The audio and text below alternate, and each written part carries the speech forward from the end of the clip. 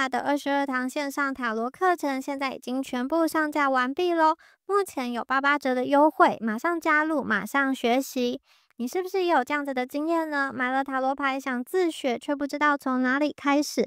看了很多的影片，翻了很多的书，但是那些专有名词还是搞不懂。每一次解牌呢，都不大有信心，甚至越抽越迷惘，越抽越焦虑。其实呢，你缺的不是天分，而是一套温柔又有系统的学习地图。在课堂中呢，我会一步一步的教你从零开始跟你的塔罗牌建立真正的连结哦。那整套课程呢，分成4个章节。第一章呢，会带你认识塔罗牌的起源，教你挑选专属牌卡，并且如何和塔罗牌建立心灵连结哦。第二章解读塔罗的秘密语言，我们会逐章解析78张牌的牌意，让你轻松掌握大牌、小牌跟宫廷牌的能量和讯息哦。好，第3章呢，我们进入到实战演练的部分啦。好，在这个章节呢，不管是爱情、事业还是人生课题，我们都会用实际的案例带你练习，帮你打下扎实的基础功。好，第4章呢，进入到大家最喜欢的部分了，塔罗牌结合显化法则。好，这个时候呢，塔罗牌不只是答案，更是创造丰盛人生的魔法工具。在课程的最后呢，我们还有一个温柔又有力量的毕业仪式。你会亲手为自己抽出灵魂礼物牌，接收来自宇宙的肯定跟祝福哦。你会发现这不只是一门课，更是一段自己和内在力量重新连结的旅程哦。好，这门课呢，适合哪些人呢？如果你是完全没有基础，想要从零开始的学员，适合你。如果你已经具备基础，但是想要提升解读能力的占卜爱好者，也很适合你哦。如果你是想要透过塔罗牌探索自己、转化信念、吸引丰盛的人，非常适合你。如果你想要成为专业的塔罗占卜师，打造你的副业的话，这堂课也绝对可以帮助到你哦。准备好开启你的塔罗旅程了吗？希望大家可以赶快加入，让我们一起成为灵性学习的好伙伴，一起探索未知，创造你的丰盛人生。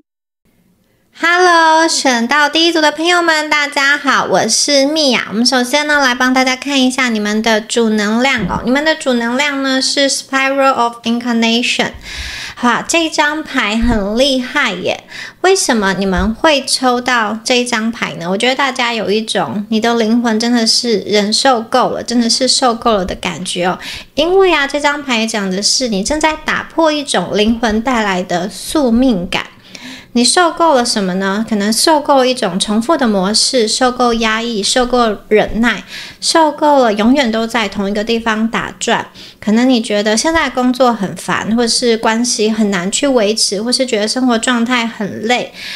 这样子的螺旋即将要被打破。所以我觉得大家你们选到这一张牌它并不是一个偶然。你们今天会听到这一组解析，它并不是一个偶然。你们的灵魂正要去经历一个很重大的更新，这个更新并不是这种小小的变更，而是一种很大的版本的更动。好，这一组的朋友你们现在要打破一个宿命，这个宿命是累世以来的业力，或者是你反复吸收别人情绪的一个宿命。可能你们过去会觉得自己很容易累，因为你们容易去默默吸收别人的情绪，或者是需求，别人的责任或是问题等等的。这个是因为你们灵魂上的习惯你的这一世、上一世，甚至是再上一世，都在扮演这样子的角色，照顾别人，替别人承担，或是替别人想比较多。但是这一世呢，好，我觉得你们的灵魂觉醒了。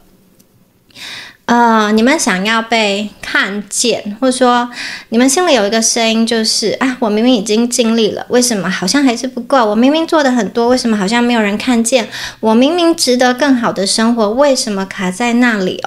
为什么呢？因为你没有跳脱出来一种轮回，一种宿命，一种低价值的回圈。但是从这张牌开始要打破了。现在大家要通往一个更高版本的你自己。过去你可能觉得某一个很幸福的版本，你觉得这个是你不配或是不敢拿，你可能会默默的把幸福往外推。有的时候宇宙送你一个大礼，有时候有人对你太好，或是有一个很棒的机会来临，你反而觉得怪怪的，或者你反而会犹豫自己到底能不能，有没有能力去承担。好，有的时候甚至是别人送你喜欢的东西，或是免费给你一些什么免费送你一些东西，或是一种免费招待你，你可能会想说，好，这真的可以吗？这并不是大家谦虚，而是因为你们的灵魂背后有一个很深的业力，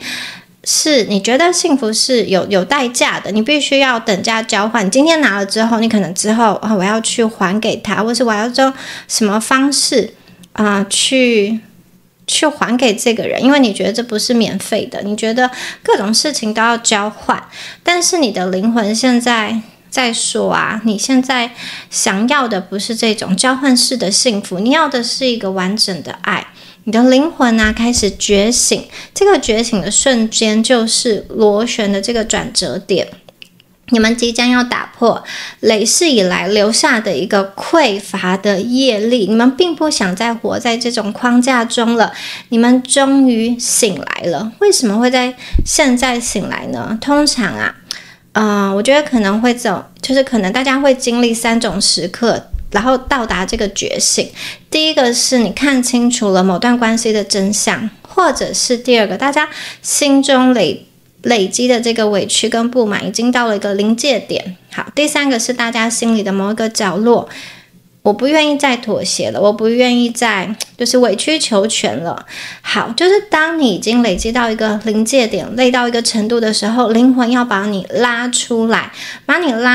就是要帮助你断开旧的灵魂的回圈。你们并不需要再用痛苦去换幸福，你不需要再去努力证明你值得，你也不需要再忍到无路可退，或是忍到没有力气。这张牌就是在宣布，大家不需要再受苦了，大家已经从你的灵魂课题中毕业了。现在开始，你可以走那一条轻松的路。你的灵魂已经跳脱，已经打破了累世那个回圈。你可能会觉得，我不想要再勉强，我不想要再消耗自己，我不想要再无声的付出，我不想要再藏起真正的自己。好，你会告诉自己说我想要的是真正属于我的人生。这种念头就是业力崩裂的开始。所以这张牌在说一句非常重要的话，就是大家你们正在往上走，旧的频率，旧的世界已经抓不住你了。好，很厉害的一张牌哦。接下来看到下一张牌，下一张牌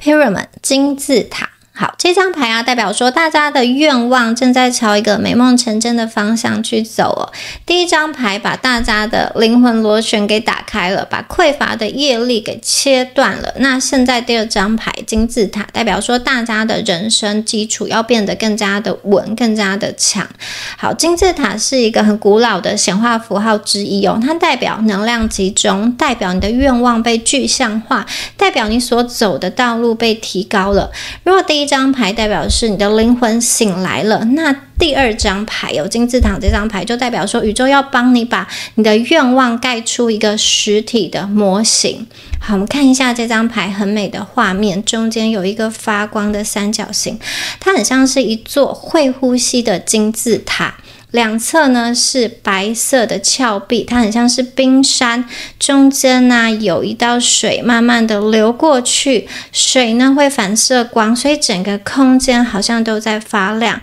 金字塔的中间有一颗光球，它很像是一颗缓缓上升的太阳，周围还有这种一点一点金色的光点，就很像是宇宙在对大家的人生撒下很多的祝福，撒下很多的金粉一样。好，那下面我们还看到他说 Amplification, Harmonic Resonance, Common Union。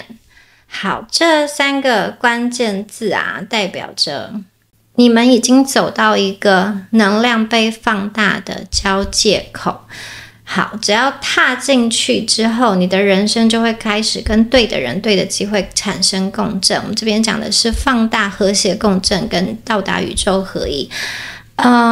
所以啊，我觉得过去大家可能很努力的在打地基，接下来呢，宇宙现在要帮大家开扩音器。什么是帮大家开扩音器呢？就是你原本可能做一些小小的尝试、小小的作品、小小的改变，接下来你所做的每一件事情、每一个行动都有机会被放大很多很多倍，然后会被更多人的看见，会被更大的平台接住，或是会被一个更高的这种学校录取更好的一个机会对你敞开。那如果你是在经营自媒体，或是做一些斜杠创作，或是接案创业的话，这张牌其实告诉你说，你现在可以看见的舞台会比以前还要大很多。大家你不一定要做的很夸张，或是把它扩张的很就是什么各国都有分公司之类的，可是你的声音会传得非常的远，你的作品也会流传得很广，你的努力，你所做的每一件事情都会被放大。也就是说，你同样付出这样子的努力，可是你得到的成果会更多。而且金字塔的能量啊，也跟累世天赋有关，它很像是你灵魂里面的一个古老的资料库。所以呢，我觉得接下来大家迎接的黄金篇章很像是你终于把你以前曾经学的、经历过了，或是绕了一大圈的东西全部串起来，用在你现在的生活，用在同一件事情。这包含你这一世所学习到的，以及以前累世的一个记忆。所以呢，你会发现你并不是砍掉重练，你并不是完全重新开始，而是大家整合完开始升级。可能你以前呢会觉得我有很多的方向、想法很多、梦想很多，可是好像没有动力，或是雾茫茫的。最近啊，大家会感觉到你以前不敢做的、不敢想的，现在都敢做、敢想了。你以前会犹豫的，现在你不想要再去拖，你就会立刻动手。你以前觉得不可能的事情，现在会觉得我好像可以做得到，对我来说好像不是这么困难。这不是错觉，而是你的能量开始往同一个方向集中，所有的愿望都从这个集中开始变现。那金字塔这张牌也在提醒大家你的愿望正在靠近你，你不需要疯狂的努力，你只需要站稳脚跟，因为命运在把你往上推。这张牌常常会出现在也许有些朋友你现在正在面临一个职涯的转换，你可能快要升职了，或是你要转换跑道，或是你要开创副业，或是有些朋友你要搬家、要移动，或是你即将要遇到新的对象，或者是你要往财富的阶层更迈上一阶，你要展开一个更高收入的人生。也就是说，你的人生准备被抬升的时候，准备升级的时候，就会出现这样子的能量。所以呢，接下来第一个大家会发现我觉得你们的价值会开始被看见，你不再被当成一个背板或者小角色，别人看你的眼神会完完全全的不同，你会被放到一个更重要的位置。如果你本来就是人群中的焦点，或是大家器重的人，接下来你会被赋予更重要的责任，因为你的能量正在往顶点聚集。而且第二个是，我觉得大家的才华跟魅力会有更多的地方可以去发挥。你之前可能被埋没、被忽视，或是被放错地方，但是现在你会被放在正确的位置上，然后大家会开始看懂你。这并不是运气，而是大家的磁场转变了。好，第三个很重要的就是你们的愿望正在具象化，所有你想过的、你写过的、你心里默默祈祷过的这些愿望、欲望都会变成具体的人事物来到你的生命。所以你会看见你的路正在被打开，你需要的人正在靠近，机会变得更明显了，你本身内在也更加的有动力。这个就是显化开始落地的前兆。还有金字塔有一件很重要的事情要提醒大家你的努力会有具体的成果跟回馈。你以前可能努力了一整年，只得到一点点的成果，但是接下来显化的速度要变快了，你的行动立刻会有结果，而且这个结果是可以累积堆叠上去的。这个堆叠会变成突破，突破呢会垫高你的一个新的高度，会展开你的新的高度。你的黄金篇章也就是在这里打开，所以你过去的路都不是白走，过去的路累积成现在的自己，你正在慢慢的升级，大家会站在这个金字塔的顶点，继续往前走。好，所以宇宙已经帮大家的人生拉到这个顶点最高点，你在你的人生的金字塔上正在发光，这个就是大家即将面对的你自己的一个模样。好，我们接下来再看到 The Desert。好，沙漠这张牌哦，这张牌很漂亮哦，大家仔细看一下，在这个沙漠的后方啊，有一个水晶的宝石，在水晶的宝石下方是一个发光的门，所以这个是大家要通往的地方，水晶的城市。好，金色的沙漠啊，有一个人走在沙漠的上方，他所走过的路都是被光打亮的，那旁边的沙还在阴影中，远方啊，像钻石一样的水晶城市，这里面藏着很重要的东西。好，这张牌啊，告诉大家，你们即将要做回自己，你们即将要跨过旧的界限，你们即将要长出勇气，并且开启一个全新的开始。那沙漠这张牌象征着什么？它象征着没有太多的人，没有太多的资源，也没有太多的声音，只有你跟你自己。很多人其实会害怕这样子一个沙漠的时期哦，因为当你只有你自己，你安静下来的时候，可能所有的怀疑、恐惧跟不安全感都会跑出来。但是这张牌在跟大家说，你已经走到了一个阶段，就是这个阶段是你愿意为了真实的自己而走。这一条路看起来有点孤单，可是它却非常的关键。这一条被照亮的路，就是大家现在的人生路径。可能你还不清楚前面会发生什么样的事情，但是你心里非常的清楚，如果你在违背自己真实的心意，在一直配合别人，你绝对会越来越不快乐。所以你现在开始选择，好，我试着我相信自己一次，于是你往前踏出了一步，好，再踏出一步。接下来大家会越来越接近远方这座巨大的水晶城，这个就是你未来要去的地方。现在呢，你可能在远远的只看到模糊的轮廓，只看到这个光亮，还没有真的触摸或是进入到这个门口。但是这张牌保证大家只要沿着这一条被照亮的路一步一步的走过去，你一定会到达这里，你一定会到达水晶的城堡。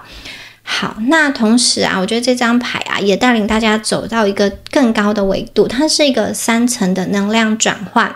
第一层呢，就是3维的世界，大家在这个沙漠的时期，3维就是我们每一天要面对的现实，我们的金钱、我们的压力、我们的责任、我们的家庭，还有来自其他人的期待。好，这一切啊，在这个沙漠的时期，宇宙在帮助大家清空、重置或是去除掉一些杂音，所以你会看到整个画面，在沙漠的画面，它是没有植物的，没有水，然后也没有任何的庇护所。那这张牌的象征很简单，就是大家你们已经离开旧的世界，旧的身份、旧的角色可能已经不适合你了，或者说旧的路已经走不下去了。你的灵魂要让你重新的去想一想，在这个沙漠的时期，很多人常常以为我自己在迷路，或是我被宇宙放生被丢掉，但其实宇宙只是在清空所有身边会干扰你的人事物，你其实是被保护了，不是被遗弃。因为接下来大家要进入到4维的世界，在4维的世界中，你开始听见自己的声音。大家仔细看一下画面中哦，好，唯一被光照亮的这条路就是你正在前进的这条路。这个是什么？这个就是4维的能量。在4维的能量中，你开始觉醒，你开始想做回真正的自己。在4维的世界中，你会开始，我不想要再讨好，我不想要再压抑，我开始拒绝不舒服的关系。你可能会想要换一个身份，想要换一个环境，想要换一个生活，或者是在这个时期啊，大家的直觉会变得很强烈，感受会变得更加的敏锐。你会突然的意识到，我如果在违背自己的心，我其实会越来越痛苦。所以大家鼓起勇气踏出了第一步。所以沙漠中的那个人其实就是现在的你，虽然很孤独，但是他是带着一颗真实的心往前走。虽然有一点迷茫，但其实正在觉醒。虽然心中有一点害怕，但仍然愿意往前走。这个就是四维世界中的大家。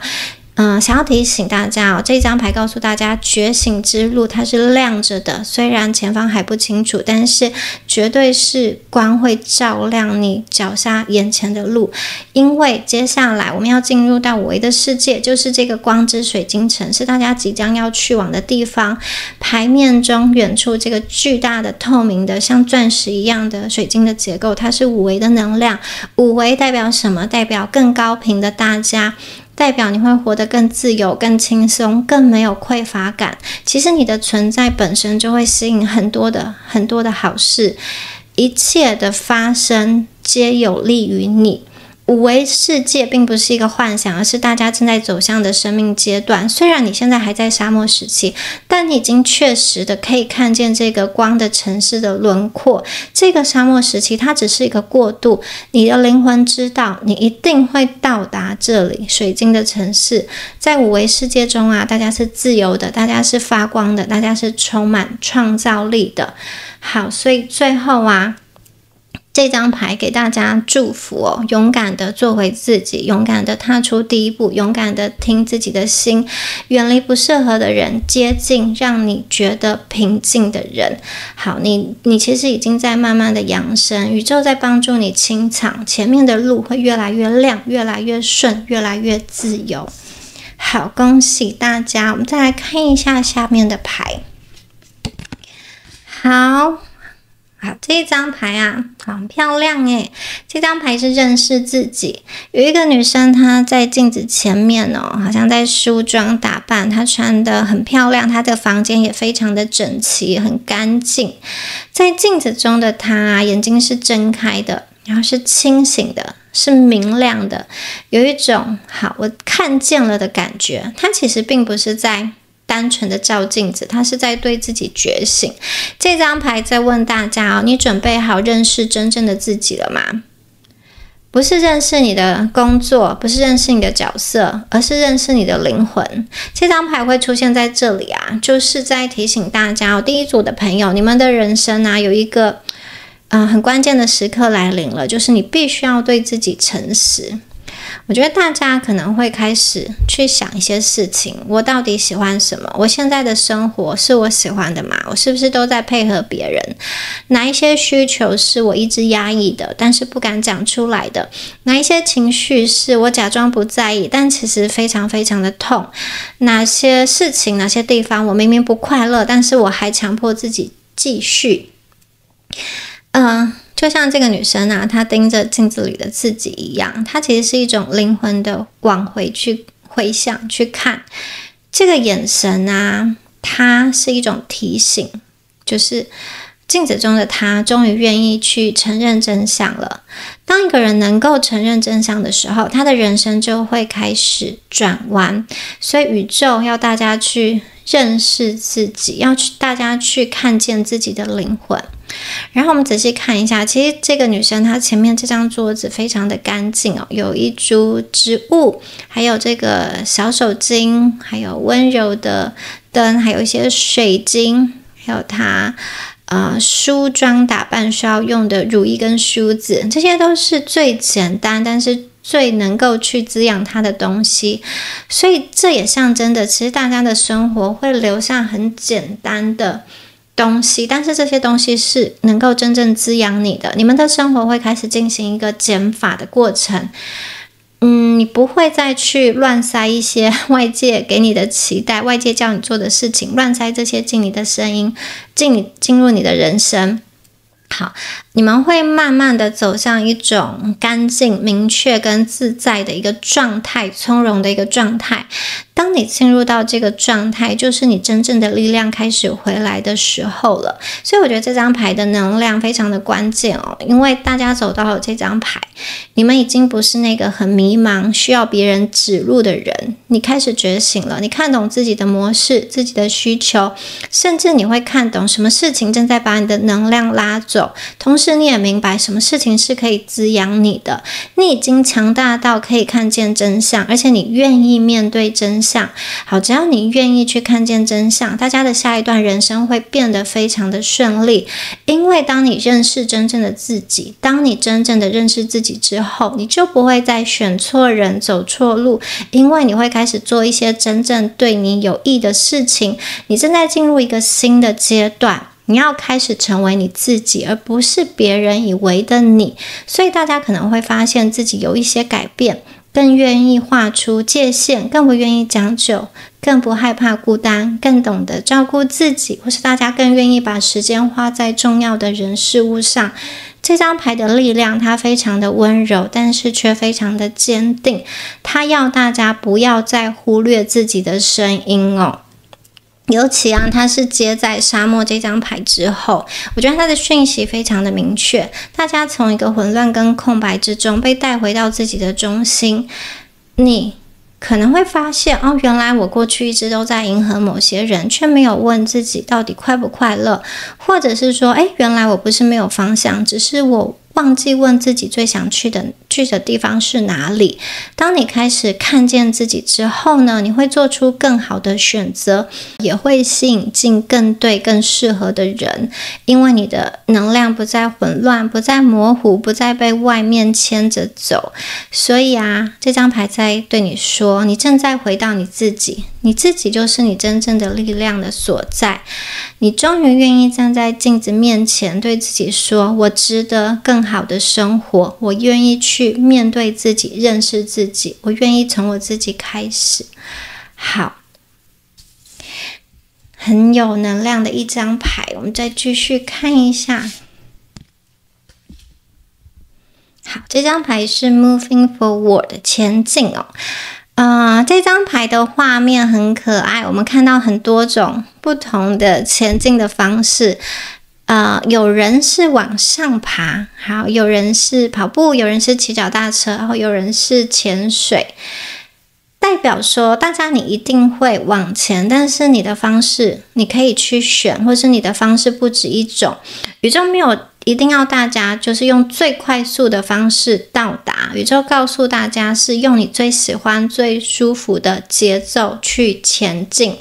好，你今年的进展会比你想象中的更快，这个快是属于你自己的方式，而不是别人期待的样子。不同的移动方式象征着不同的能量。好，跑步的人呢，代表说我觉得大家会突破某一种停滞。骑脚踏车这个人代表说宇宙会协助你，推着你走。登山的人代表说大家你能够攻克一些对你来说比较高难度的关卡。潜水的人代表大家你会去处理一些比较深层的情绪的问题。好，人生的不同的阶段，不同的挑战都在这一张图里面。大家的人生进入到一个加速的时期，但是这个加速是你准备好以自己的节奏往前走。你不需要所有的事情都一步到位，或是立刻成功，也不需要立刻把所有的答案都找出来。你只要开始前进，你就会离你命定的方向越来越近，你就会越来越靠近这个水晶的城市。好，这张牌想告诉大家其实你已经准备好了。你可能觉得自己很累，自己卡住，自己还不够强，但是宇宙想要告诉你说，你现在的能力已经足以让你前往人生下一个阶段了，而且宇宙会推你一把。你知道什么事情是要做的，什么人要远离的，什么计划是要去坚持的，什么要求是你可以果断拒绝的。就像脚踏车一样，它的移动是很顺的，是很顺畅的流动，代表说你的人生从一个卡住的阶段到了一个可以顺畅流动的阶段。然后攀岩也代表大家会被带往到更高的地方。你现在做的事情持续去做，你就会到达一个更高的一个地方。有些朋友你可能会在接下来的几个月内去面临一个比较困难的关卡，它可能是代表你要重新适应某一个环境，或者是面对一个让你觉得很紧张的决定，或是你必须要承担一个新的责任。但是这些挑战都会带领你升级，带领你到你想要去的一个地方。即使在这个路途中你不明白为什么这个关卡现在出现在这里，但是你突破之后绝对会更加的有成就感，而且你会更明白，就是你看你突破这个关卡之后的风景，会让你更明白一些事情。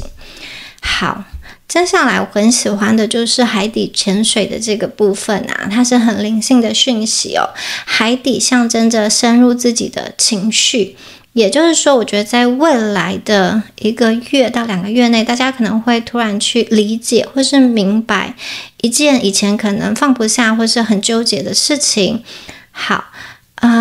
在这个水底的探索，在你心底或是情绪的一个探索，会让大家变得更加的稳定，更加的安全，更不受外界的影响，因为你可以跟你自己共处，而且找到跟自己和平共处的方式。所以呢，我觉得这张牌带来一个好消息是，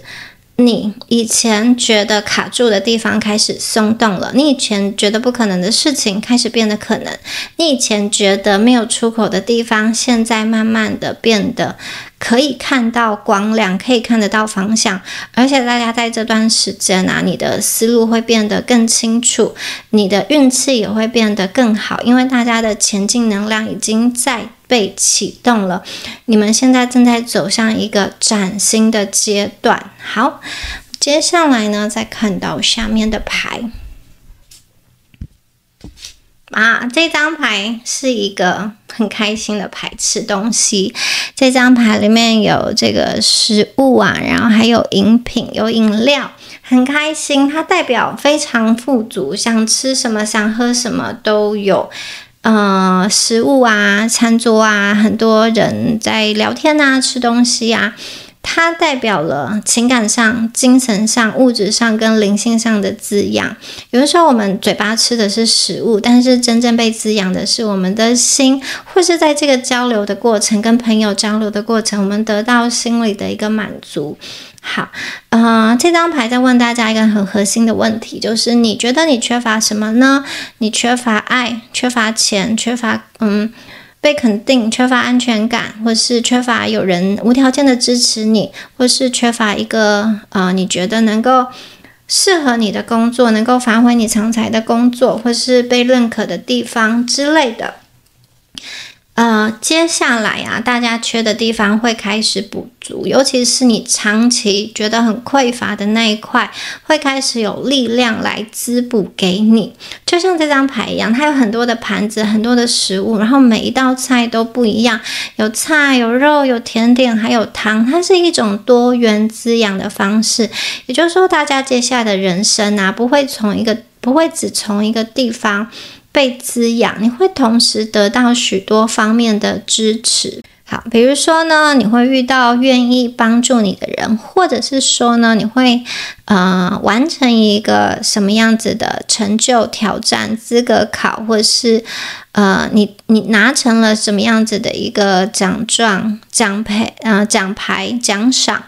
你会觉得很有成就感，很骄傲，也或者是你的家人、你的孩子做了一些事情让你觉得很欣慰，或是与有荣焉，或是某一个机会突然就被打开，钱呢就不断的流入到你的生活。也许是大家遇到了更好的环境跟老师，或者是说哇，你真的遇到了一个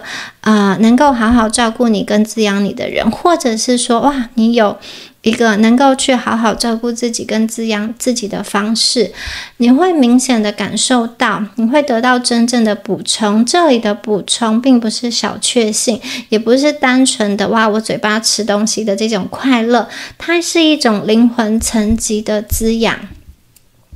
也许第一组的朋友，你们以前都在处于一个某种匮乏的状况，有点像是好像永远都差一点点，永远都不够被爱，或是觉得不够有钱，不够被其他人理解，或是不足够被看见。好，这张牌在说啊，你所有觉得匮乏的不够的地方，现在会真正的被填满，特别是你匮乏很久的那一块，特别是那一块你可能不曾说出口，但是你心里一直期待的那一份支持，或者是它可以填补的是你心里有一个你一直想要，就是你不用去讨好，也不用去勉强，也不用去交换，就可以得来的这一种的不论它是一个幸福，或是被爱，或是什么样子的一个感觉也好，这样子的能量会进入到你的生命中。好，那同时啊，这张牌也有很重要的一个讯息哦。第一个，我们吃饭代表说我们会饿，代表我们渴望食物，渴望更多。所以我觉得大家对自己的灵魂也有一种不满足跟渴望。这个不满足跟渴望是因为你本来就值得更大的幸福，所以你会追寻。第二个是我们可能会口渴，所以桌上有饮料。这个渴呢，可能它代表一种缺乏深度的连结。也许第一组的朋友，你很久没有被真正的理解，或是很久没有人好好的听你说话。这张牌在告诉我说，有人会走进你的生命，让你真正被重视，真正被看见。好，那还有一个提醒是，有些人会透过吃来发泄，就是会吃太多嘛，不快乐的时候就会一直吃。如果你把情绪压抑太久，或是你累了太久，疲倦了太久，有的时候会透过吃东西来安抚自己。这张牌想告诉大家，如果你是这样子的朋友的话，你接下来不需要再透过食物来填补你的孤单了，因为你的生命要开始真正的被填满了。好，接下来大家的人生哦，你们会重新学会好好的被爱，如何好好的被爱，如何好好的照顾自己，如何从各个地方都得到丰盛，就包含了你的餐桌上永远都有丰盛的食物，还有钱包里永远都有钱。你的心被滋养，灵魂被喂饱，你的生活是被宇宙所支持的，人生开始往好的方向流动，你慢慢的会变得很晶莹，很饱满，更有力量，更愿意往前走。所以这个就是你的黄金篇章，大家不再感到匮乏，你会被宇宙滋养跟满足。好，接下来呢，我们看到新月在天蝎座深入探寻。好，这一张牌一出来就代表一件事情哦，大家的灵魂已经准备好面对你真正想要的东西。这个东西并不是表面的这种欲望，而是大家你有一个藏得很深的、很渴望达成的愿望。大家知道天蝎的能量有多强吗？天蝎是所有星座里面唯一能够把痛苦、秘密、恐惧全部都转化成力量的星座。也就是说，这张牌象征着大家的人生啊，会进入到一个深度挖掘、彻底重生的阶段。好，我们在牌面上啊看到巨大的新月。在新月下方是深谷，象征着大家正在往你的内心深处那个底层的真相去走。它的讯息是想要传递给大家哦，你需要深入的去探寻，你不需要再假装勇敢，你不需要再压抑了，你需要准备好面对真实。那个你一直以来都压着不敢承认的渴望是什么？你真正想要的爱是什么？你真正想离开的环境是什么？你真正想追求的成功是什么？好，你不快乐的真正原因是什么？好，其实我觉得这张牌啊，好像是在打开大家内心深处，因为它告诉大家，你已经不能再用旧的方式去活了。接下来你会开始认识到某些真相，但是这个真相不会让你害怕，因为天蝎的深入探寻，它并不是要造成大家痛苦，而是要让大家把一直背着的东西慢慢的放下。比如说你会看清楚某段关系它真正的问题在哪里，你会知道谁正在消耗你，你会知道其实你值得更好的机会，或是你会开始明白我自己一直不敢跨出去的原因是什么。你开始理解到并不是你软弱，而是你可能被压了太久，被压抑了太久。你们会从一个匮乏的状态转向自我主导跟收回自己的力量，这些都是深入探寻之后的一个结果。好，新月它代表的是一个开端，天蝎代表的是死亡跟再生，合在一起就是大家你的新的人生会从一个旧的结束开始，你可能要离开一些什么，放下一些什么，终结一些什么，或者你可能会断掉一些什么。好，那一些放下的旧的结束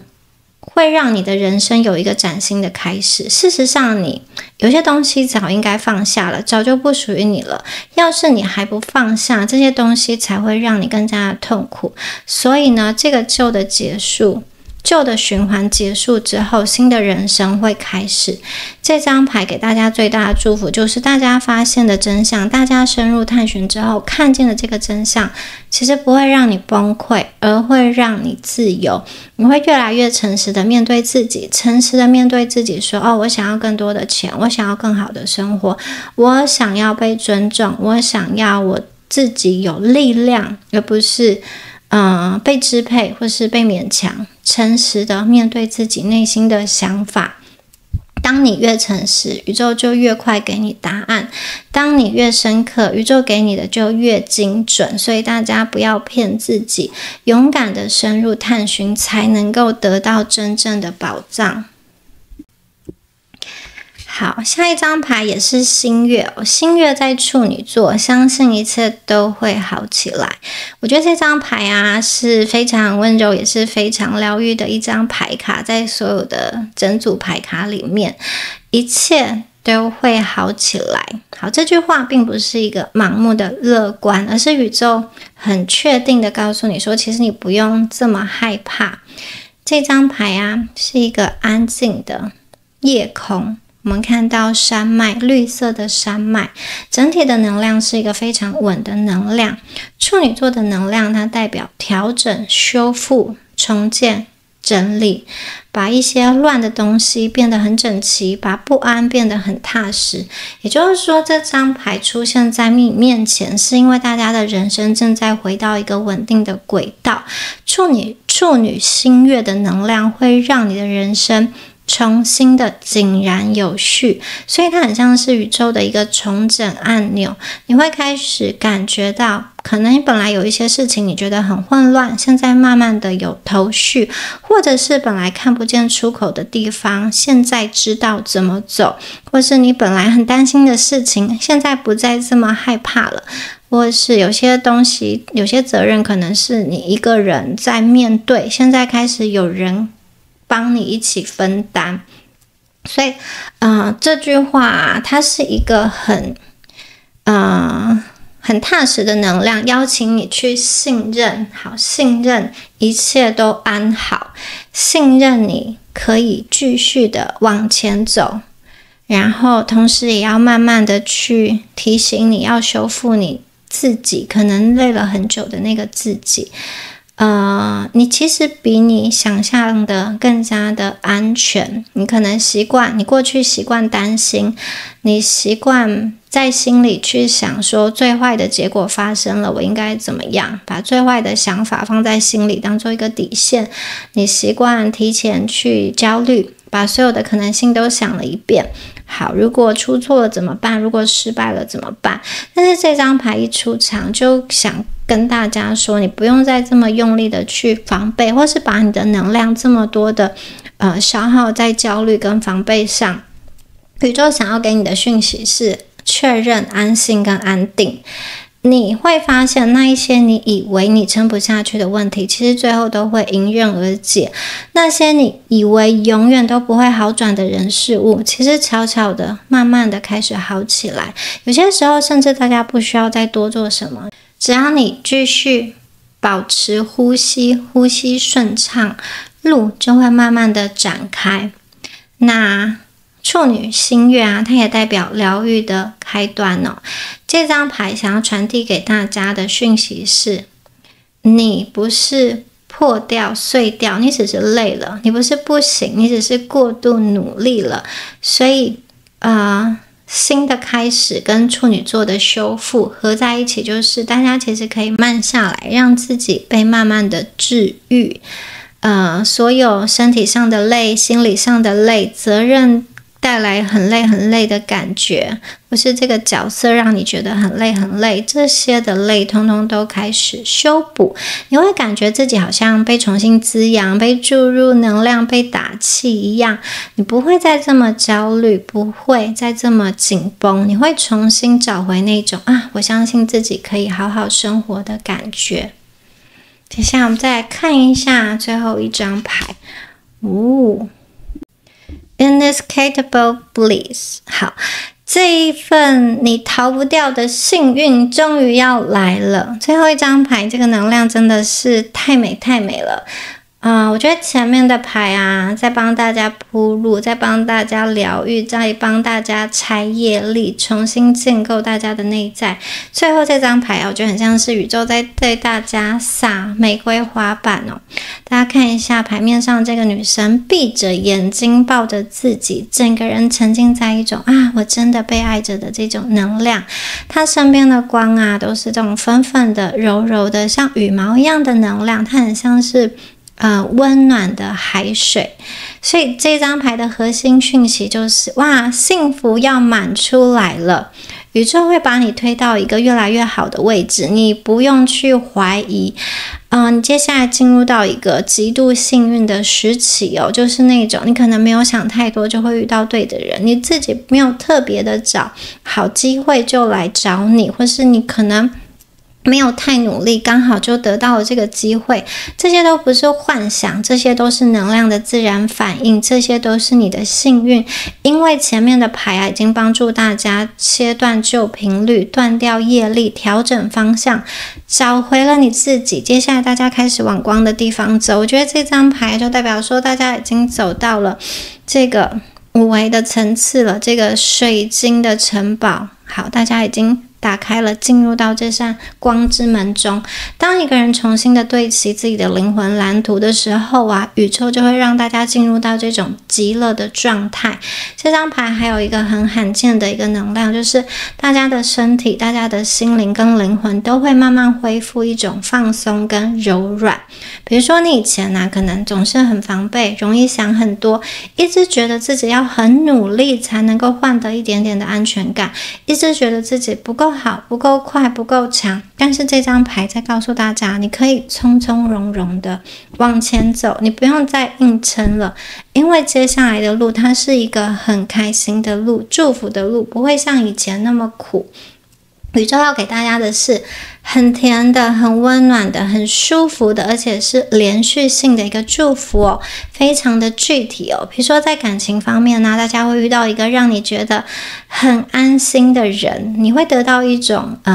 安全感，你会被看见，会被珍惜。在金钱方面如果你有一些债务，有一些卡关，有一些难关的话，事情会顺利的度过。比如说你的投资顺利，或是突然有一笔钱进来，突然有新的合作伙伴，突然有新的方向等等的，或是你想要考的这个资格考，它是可以通过的。在生活方面我觉得大家会回到一个滋养自己的状态，你会生活的好，或者说你吃东西也可以吃到都是自己喜欢吃的东西，心里的焦虑会慢慢的被转化掉。在灵性方面大家的直觉会开始变得更强，你可能会开始收到一些宇宙给你的讯号，或是一些灵性的数字，因为宇宙在告诉大家说，对，你就是正在走在对的路上。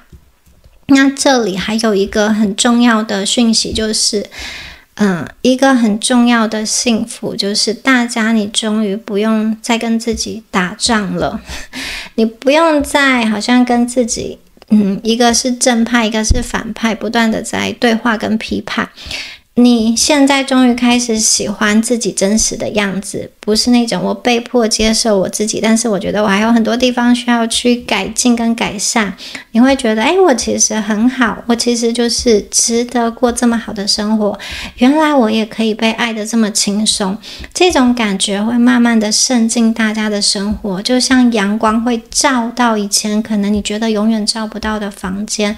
所以呢，你逃不掉了，你的幸福你的爱或者说你的幸运你的丰盛一个一个都会包围你找上你，因为你前面已经做了所有你灵魂需要做的努力，你离开了旧世界，你走进真实，你开始跨出那一步，你认识你自己。现在宇宙要帮助你，接下来你的黄金篇章会展开，你会开始享受你的人生，这个你躲不掉的幸运跟祝福，充满祝福的幸运时期，黄金时刻要被开启了。好，恭喜选到第一组的朋友。最后也提醒大家Mia 的线上塔罗课程已经完全上架完毕了。如果你对于塔罗牌学习、灵性探索或是显化法则有兴趣的朋友，都欢迎加入。学完之后呢，就可以帮自己占卜，也可以帮别人占卜哦。好，我们下次影片见咯，拜拜。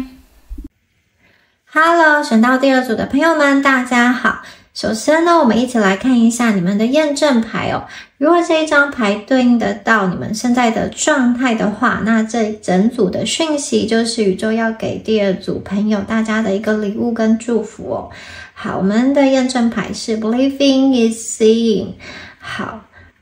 在画面中我们看到有一位女性哦，她很优雅的坐在独角兽上，这个画面是非常柔和，充满梦幻的光芒，它很像是一场白日梦。这张牌代表的是梦境跟现实的交界。大家注意看一下这个画面哦，天空中有一束光，这束光它并不是普通的阳光，它是从云层中直直的落下来到这个女孩子身上，它是一个灵感之光，直接的照亮在她身上。而这只独角兽中间这边也在发光哦，这个是独角兽它的高阶直觉开启的一个光芒，代表说这个画面看起来有一点点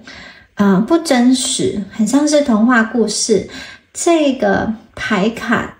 要带领大家进入到一个如梦似幻的境地。这张牌其实在唤醒你的灵魂，一些你本来就知道的事情，像是你本来就知道你能够走得更远。那这一张牌为什么作为验证牌呢？其实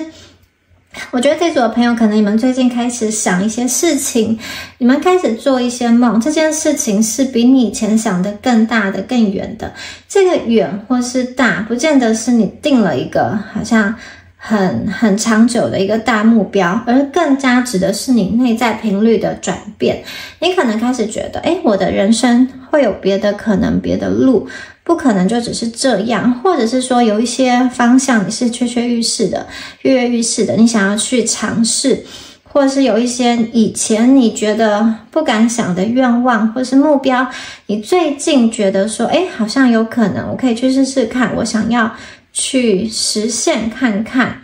你这阵子可能会有一些想要去做梦，或是有一些别人看起来你不切实际，有一点理想化，但其实你自己的内在很坚定，其实你已经想清楚了，你觉得说不行，你就是有这个声音，有这个冲动，你想要去做，你强烈的想要去实现一些渴望。如果这张牌有对应到你内在的一个频率，想要渴望转变的这个频率的话，这张牌这整组牌的讯息就是你的讯息哦。这张牌的能量是你们会从眼见为凭到你相信你就能够创造，也就是说核心的能量是第二组的朋友，你们正在从三维的现实走到一个四维创造的门口。什么是三维呢？三维就是我眼见为凭，我要有证据，或者说我要有一切很清楚很明白，就是可能性很高，我才要去做。没有证据，或者说没有这个没有这个你觉得是可以确信能够达成的几率，你就不想要去做。这个是旧的世界的运作逻辑。那在四维的世界中呢，你们会先感受，先相信，先看见，然后现实的世界才会跟上来。这个就是大家正在被推往的一个新世界。所以我觉得第二组的朋友，你们最近的转变会非常的关键。你过去可能是不敢奢望一个很美的梦，或是因为你害怕失望，害怕失败，你不敢去执行。其实你心里有一个欲望，你想要做这件事情，或是你想要成为一个什么样子的自己。现在呢，你们会转变，变成你愿意相信自己能够成功，你愿意去信任自己能够成功。这个愿意相信这件事情本身就是一个很大的力量，这个转变就是大家灵魂的一个重大升级。还有大家要看到这张牌哦，这个女生她坐在独角兽的身上，这个并不是一个普通的马，是独角兽又带领你们往前走。独角兽象征着最纯粹的直觉的力量，它象征着高频次的灵性的保护，还有它也遥望照耀你们童年的一个很纯净的愿望。还有独角兽要带领大家去突破那些你觉得最不可能的突破。所以我看见宇宙正在提醒你，你们可以去扩充你的想象力，因为宇宙要打开一个世界让你看到，你敢去想，这个世界就敢给你，你敢去做梦，你就真的能够创造出什么。这个是我觉得很重要的一个提醒要给大家哦。好，有些朋友你在接受到这个讯息之后可能会面临一些情况，就是你觉得心里很累，或者说你觉得身体有些疲惫，但你又不想要停下来。为什么会这样呢？因为你的高我，你的灵魂正在推着你向前，你的内在的燃料正在燃烧，所以你会持续的想要前进，而且你们会突然变得更敏锐，对于一些讯号、天使数字，或是对于一些画面，对于一些梦境，你会觉得好像能够从中去吸收到什么，或是得到一些指引。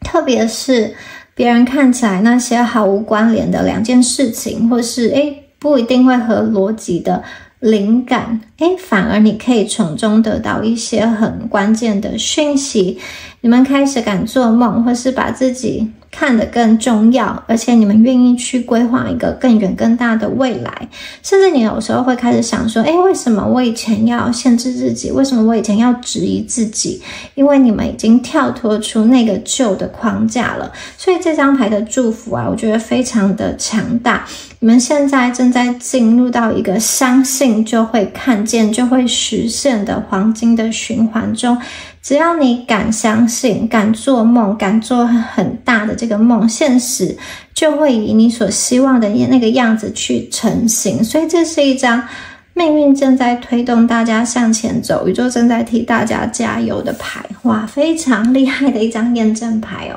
所以其实大家收到这样子验证的讯息你们自己需要做的事情就是停止所有对自己的怀疑，因为你要勇敢的跨出第一步，这一步很重要，因为这一步就是你所有后面梦想实现的关键的那一步。好，我们看一下下面的牌Gentle Drift。 好， There is no need to rush。 我们不需要很匆忙的去急急忙忙匆匆忙忙的去做，我们只要从从容容的往前，很温柔的漂流就好。好，这张牌呢，哇，它跟第一张牌的能量其实是连接在一起的。第一张牌代表说你的心愿正在苏醒，你们开始相信你可以去做更大更远的梦，你可以到达更大更远的地方。第二张牌是说宇宙已经听见了，你们现在正在被带往一个你该去的正确的地方。大家可以看到有一个人，他坐在一艘小船里，他的神情是非常安静的，他没有很慌张。整张牌的颜色是淡紫色的能量，我们有看到月亮、星星还有雾气。他在古老的神殿里，我们有看到很美、很梦幻的一个画面。但这个神圣的拱门啊，它其实是在海里面的，面向海的。这个人大家仔细看一下，他并没有在划船，他没有在用力，他也没有在试图控制方向，但是这艘船他就自己的往前飘出去。好，这个画面呢非常的重要，因为他在说的是，大家你已经把你的愿望交给宇宙了，现在你不需要再用力的推动，或是怀疑说你的愿望会不会实现。因为这一张牌宇宙在告诉你说，好，亲爱的大家，你不用再拼命了，现在他会带着你走。好，大家看见这张牌之后啊，你们最近的能量会出现一些祝福哦。第一个就是事情原本卡关或是不顺利的地方，或者你觉得很难的地方，会开始突然去修改、去解套、去自己前进。比如说你本来以为要等很久的事情，突然立马有了消息，或者是说你期待的面试讯息通知就立马的收到这个通知，而且很快的你去面试完就录取了，这个结果是你意想不到的。或者是你身边的某一个人，他突然对你改变了态度，让你们原本好像比较僵局的事情有了一个突破的发展。有些朋友你会遇到说，本来不顺的方向突然开始出现了一些光亮，让你知道该怎么前进。或者是说在你最困难的时候，有人愿意跳出来帮你，或者说给你一些资源或是支持，这个是正好是你需要的。这些都不是巧合，是因为这张牌温柔的漂流，它的能量在替你清场，在替你开路。有一些朋友我觉得你们可能会遇到一个状况，就是你不再想要这么拼命或是用力了。这个并不是说你要放弃一切，而是你觉得我好像不需要像以前一样这么紧绷、这么紧张，我也可以向前走。所以你们可能会感觉到自己想要休息，或想要慢下来，或是想要给自己一些时间先调整自己，想要一步一步来。这些都不是懒惰或是怠惰，而是宇宙正在调整你的频率，让你自己呢也在找回你自己的节奏跟步调。你的灵魂正在对你说，你的灵魂需要慢慢的回到自己该走的轨道，是那一条最轻松、最适合你而且最正确的轨道。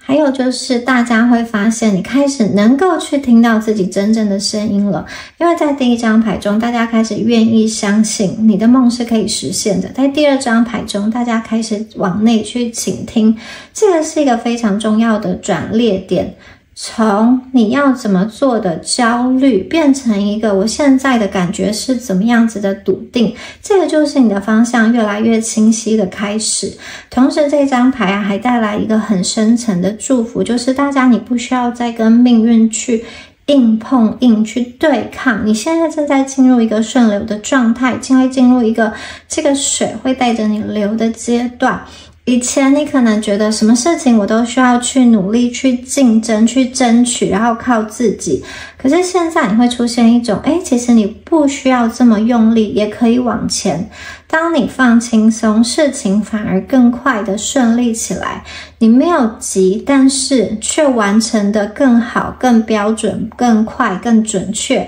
这个就是宇宙给大家的祝福，因为宇宙在把你的道路拉到一个对的地方，所有的事情都开始跟你的内在愿望对齐。好，那另外从这张牌也得出了3个很重要的关键的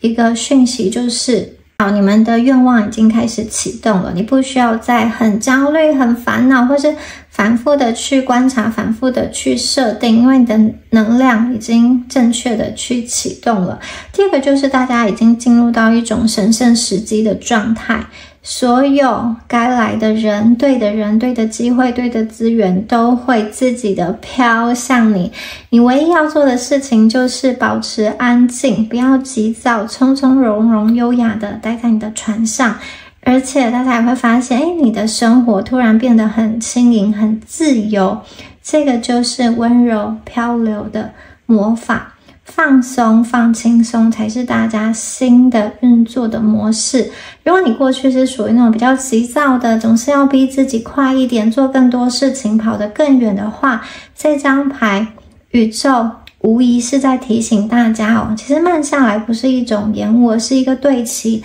请大家相信这个温柔漂流的力量，因为呢，它能够带你去的地方会比你自己用力划桨能到的地方还要精准，还要美好。好，真的是非常棒的能量。第3张牌 Animal King。 好，这一张牌是你们的灵兽同伴。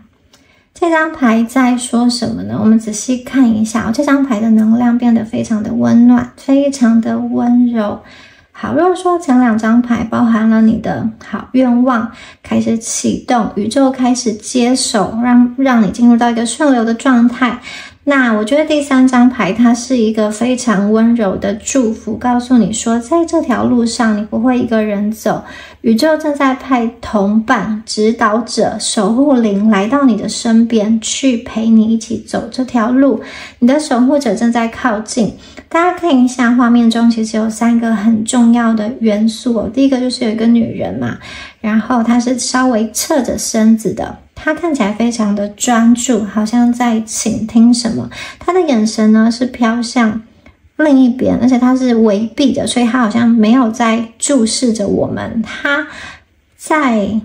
观察，或者说她在用她的心去聆听，她现在是看向她的内在。所以这张牌象征着大家你们的直觉正在苏醒，你们正在进入到一个更敏感、更靠近自己内心真实的阶段。好，第2个我们看到我们有出现2匹巨大的白狼，而且它的影子是它的身影是有一种晃动的。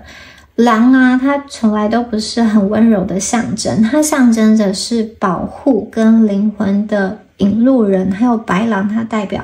穿越黑暗的力量。好，接下来这个高频的白羊它要来守护大家你最近可能感觉到，虽然也许你身边还没有人陪伴你，或是你觉得你是一个人，可是你会默默的觉得好像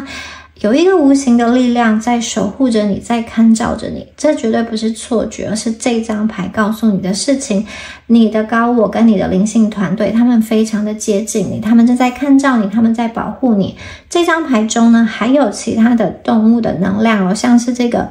若隐若现的翅膀，还有我们的鹿角，还有猫头鹰的一个能量所以这些都是灵界给大家的讯息。你们会吸引到一些新的贵人，你们会发现有一些人，有一些实际的它是人类正在走向你的生命，还有一些不是人类的这些讯号，它也在温柔的提醒你来自灵界的一个讯息。那这些灵兽其实在告诉你说，你并不是孤军奋战的，你的身边会出现一些看不见但是却真实存在的力量，开始为大家保驾护航。所以这张牌的主能量就是第2组的朋友，你们正在被看见、被保护、被指引，你们不是自己闯关的。很多人以为这个成长的过程是很孤独或是很硬，要自己去扛所有的事情，可是大家知道吗？这张牌温柔的去诉说一个事情，一个真实，一个真相。你最近的能量正在变化，你的灵魂可以开始连线到更高的存在。你可能会开始有一些感受，比如说有些事情突然就有人愿意帮忙，而且帮你帮到恰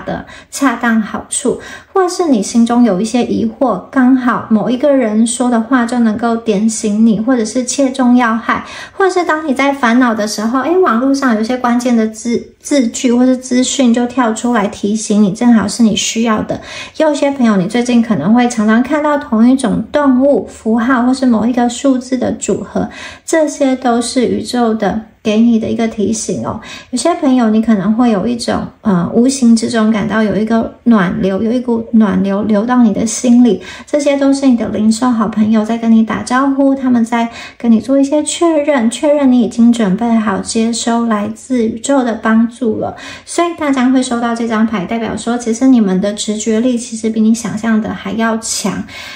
你最近可能会有一个这种很直觉性的想法，就是我突然想要避开某一个地方某一些人，或是觉得某一件事情就是不对，我就是不想要往这个地方走。本来你可能都会有一个固定的行程，也许你就觉得我今天就是不想要这个固定的行程，或是突然想要往另外一个方向走，这些都是你的直觉在启动，因为宇宙正在提高你的灵感频率，让大家的内在导航变得更加的精准。还有这张牌的能量，这些灵兽的伙伴，他会主动的去帮你吸引到实际的实体的贵人来到你的生命中，或是一些值得信赖的朋友伙伴，或是大家的支持者。这一些人会在你最需要的时候，或者说你最脆弱的最需要帮助的那个点去靠近你，你会发现真正支持你能够温暖你的人开始聚集，还有那些不属于你的朋友或是会耗损你能量的人，他们会慢慢的淡出你的世界。这些都是灵魂进化的能量，宇宙要让对的能量靠近大家，因为你们正在被保护，你们不会再回到一个旧的黑暗的世界。白狼的能量非常的强大，你们的灵魂正在升级，你不会再被那些旧有的恐惧、噩梦或是旧的模式给拖回去。所以请大家相信灵兽同伴给你们的保护。如果你是那一种以前很容易被外界的声音影响，或是很容易被就是觉得周遭有人在批评你、否定你，被这些声音搅和的难以入睡，或是很烦恼的话，现在开始这些东西这些负面的能量会开始对你完完全全的没有办法去作用，没有办法去影响你，因为大家已经受到保护，而且你现在变得更加的清楚、更加的坚定、更加的有方向了。好，我们接下来看一下下面的牌。好，哇，我们接下来迎来一个非常厉害的能量 Sunrise， 它是日出哦。这张牌是有关于重生跟迎来你们的黄金的篇章，它代表的是一个灵魂层级的重大的转折，所以它并不是一个普通的好牌而已，可是你的生命正在被重新的去启动。首先呢，我们看到牌面，大家你们正在站在一个神圣的路口，牌面呢是一整圈很像巨石阵一样的古老石柱，它象征的其实是跨世代的智慧跟神圣的场域。这些石柱曾经是古代的人去迎接太阳、迎接新力量的地方，现在的大家你们就站在这个神圣的路口，天空太阳正在升起，正在破晓，光从云层后面慢慢的照亮，这个力量强大到令人屏息，它是一个非常强烈的新生的很震撼的能量。画面中的你们睁开双手，很像是在接收祝福，也很像是在宣告，我愿意开始迎接这个新的循环，我愿意去迎接我的黄金的篇章，我愿意去成就新的力量，我愿意去蜕变成新的自己。大家这张牌正式的宣告，你的灵魂已经走出黑暗了，你已经跨过来了，你已经到了新的地方，你现在正在站在光里，你的人生系统已经进行更换。如果前一段时间你经历了非常的混乱、停滞，或是不知所措、迷茫、茫然，不知道方向，或是内心频率很混乱、很累的一个时期，反复生病的时期，现在这张牌要告诉你，你们的人生已经翻篇了，旧的能量已经不适合你了，新的能量正在接管大家前一张牌这个灵兽朋友替你找来了同伴，现在这张日出牌替大家迎来一个崭新的运作的模式。你们的新篇章不只是变好而已，它是完全不同层级的新开始。因为大家仔细看你们正在被光重新的唤醒。当你看到这张牌这个画面，你会发现光并不是从外面照过来，而是天跟地同时向中间聚集，它很像是一个天门正在打开，因为石柱是古老的智慧，同时也和你自己内在的基石做一个连线。日出就是新的宇宙的循环，而身穿白衣的大家就是能量进化后的你。所以整张牌在说，大家你们经历了前面一切的混乱、卡关跟停滞之后，现在太阳的新生、太阳的光芒、太阳的热量跟活力，要让大家走向更高版本的你。好，宇宙呢会在这个阶段帮你清空一些旧能量，让大家可以去承载更大的祝福，因为旧的你已经容不下你要走的一个未来，所以大家的新的运势已经到来。当日出的能量启动之后它会从实际的层面开始推动你的生活。第一个就是在金钱方面，你们会迎来新的金钱的流动，原本卡住的地方会打开。日出代表重新被点燃，大家之前被卡住的一些财务的状况、受债务的状况、停滞的收入、没有办法突破的财运，都会在这个瞬间被打开。你可能会找到新的工作、更好的工作，或是合作的来源，或是你的投资有了一个好消息，或是有新的金钱的来源，或是大家遇到一个遇到一群更愿意付钱给你，或是更欣赏你专业价值的人。所以呢，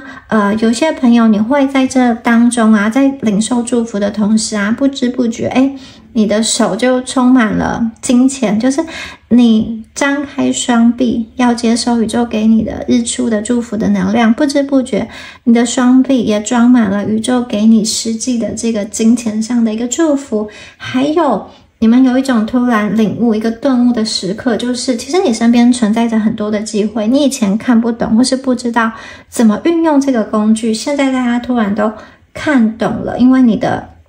认知边界已经被拓宽，你已经懂得去使用一些资源或是机会或是工具来创造更大的财富，你看懂了以前看不懂的机会。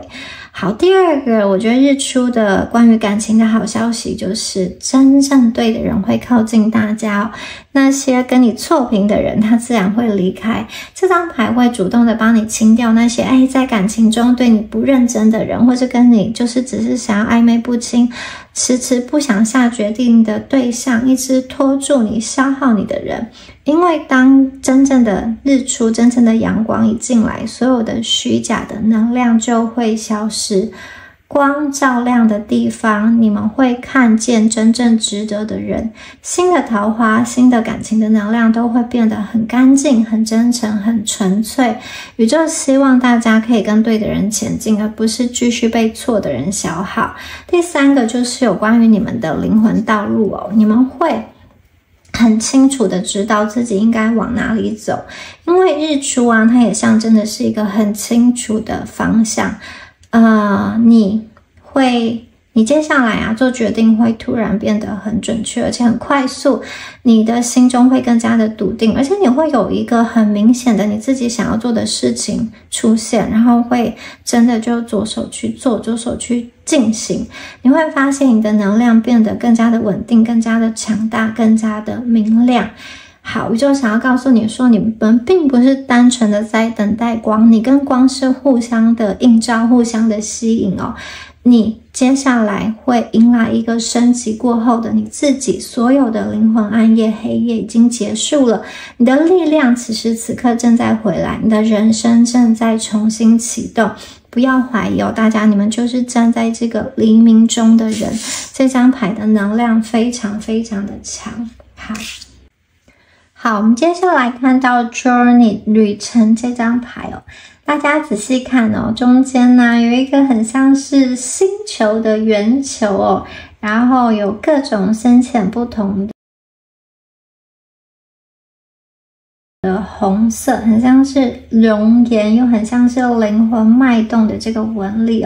那在这个星球的周遭有小人不断的在走动，然后在圆球的顶端也有小小的人影。这些人他并不是停着的，而是他是不断的往前走，而且他是走在自己的世界之上。这一张牌再说一句非常重要的话，请大家听清楚，你们即将走上一条只有你可以走的路。你们即将走上一条只有你可以走的路，这个路并不是别人的期望，也不是社会的标准，也不是你曾经觉得你应该要怎样。这一张牌，旅程牌，象征的是灵魂自主权的完全的回归。你们走在自己世界的中心，这一颗星球本身其实就象征着大家的内在的宇宙。这个纹理它很像是红色的火焰，代表说大家的生命力正在苏醒。好，然后外围有一个很像是波纹光波的能量，这些虚线代表说你的影响力开始扩散扩张，你们正走在自己世界的中心哦。这张牌为什么会出现呢？因为这张牌对应到你们现在的能量，你们即将离开一个旧的循环，你们准备跨入新的阶段，你们的人生正在从一个迷茫的状况变得非常的清楚，而且你能够去掌握自己的节奏，你准备迎接好你升级之后的生命的角色，新的剧本，而且你是担任领导者这样子的角色。我觉得从前面这个日出好觉醒之后迎接的第一道光芒，到现在Journey 这张牌旅程，就是从一个新生命开始之后，现实生活中准备行动的时刻，你从觉醒之后走向一个果断的行动，大家确实在往前走，你不需要再回头确认别人懂不懂你，了不了解你，支不支持你，因为你的方向你自己已经完全确认明白跟知道了。可能你们还没有完全的确定，就是确实的目的地那个点在哪里，但是你会很清楚的知道哪一个方向是有光的，你很清楚的知道哪一个选择会让你更快乐更自由，更像是真实的自我在活着。这张牌宇宙也在告诉大家其实你们并不是离开原本的世界，而是你在原本的世界之外创造出属于自己的新的世界。你的旅程就是你灵魂自己去创造自己去设计的，所以大家你们并不需要寻求外界的认可。那这张牌也会带来很具体的好事要给大家第一个就是它是跟行动力高度相关的，你们会迎来一个很干脆或是很干脆或是很明确想要去行动的时期你们不再会犹豫不决，或者说不再反复的去权衡，你会开始勇敢的去做出一些你过去曾经不敢做的事情，你会跨出去，可能你会拒绝某些人，或是跟某些人合作，或是去发散你自己的作品，做出一些新的选择，或是进行一轮新的这种工作职涯的转换，你的灵魂会直接的去引导你。第二个好消息就是大家你会遇到正确的人，因为新的旅程就代表新的圈子、新的伙伴、新的机会，他们并不是从旧世界来的，而是你的新世界。当你踏出第一步，当你往前走之后，宇宙为你送来的这些同行者，好，这也就是对应到上面这张灵兽同伴的能量。那第三个我感觉到你们会发光，你们会在一个很专业的领域中发光，因为这颗星球的纹理其实也象征着你们的天赋正在被唤醒。大家知道吗？在这个世界上一定有那些属于你的不平等优势，就是你自己做起来特别轻松、特别容易、特别好，所以大家不需要去拿自己的短板去跟别人的长处比较，你就在属于你的不平等优势的地方，属于你天赋的地方去努力的往前走。你可能会觉得自己最近超有灵感的，或者是说你被某件事情强烈的吸引，大家你的天赋会成为你旅程中往前走的一个燃料。好，还有一个很重要的讯息是，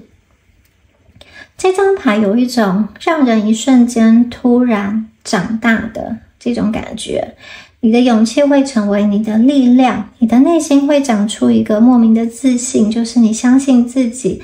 真正能够做到，它是一个由内而外灵魂层级的自信。因为你们现在已经在被新的世界召唤，这个召唤它非常的安定，非常的安静，非常的温柔，但是很坚定。你的灵魂正在带大家回家，正在带你走向那个你原本就该有的强大跟自由，所以它是非常强烈的一个能量讯息好，我们来看一下下一张牌，下一张牌是卖的。好，这张牌啊，我觉得还蛮可爱的，它的画面很可爱哦，不同的脸很像是俄罗斯娃娃一样，好被切割哦，不同的一个大小。好，这张牌其实是在问大家哦，你想要用什么版本的你自己去走你接下来的路。这张牌呢，它有不同，好像是不同的容器。在一个大脸中还有一个小脸，然后在这个小脸中有一个更小的脸。好，这张牌说啊，你们其实正在从一个旧的世界或者说旧的脑袋去走向一个真实的自己。这个分层的脸啊，代表说其实你们是有很多层很多面向的。外层呢，可能是你给别人的形象，你的角色，你的身份，或是社会化后的你。中间这一层呢，是你习惯性的反应，对某些事情或者说某一些议题惯性的一个反应，恐惧或是根深蒂固的信念或是保护机制。那最里面的这张脸，它是一个你的灵魂，真实的灵魂，永远都知道自己想要什么的真实的灵魂。这张牌的讯息很直接哦，就是你们的改变啊，并不是单纯只在表层，只在最外层，而是在意识跟心智层面开始重新的被开机。有些人可能会经历换环境、换工作、换关系的这种转变，但有些人会发现我即使转换了环境，转换了工作，或者说转换了关系，怎么我的痛苦、烦恼、问题都没有解决呢？那是因为虽然环境换了，但是脑袋没有换，思维没有换，信念也没有换。好，可是接下来你们不一样了，你们要进入到一个心智升级的时期哦。心智升级就是你们正在重新定义你是谁。这张牌其实要告诉大家的讯息非常的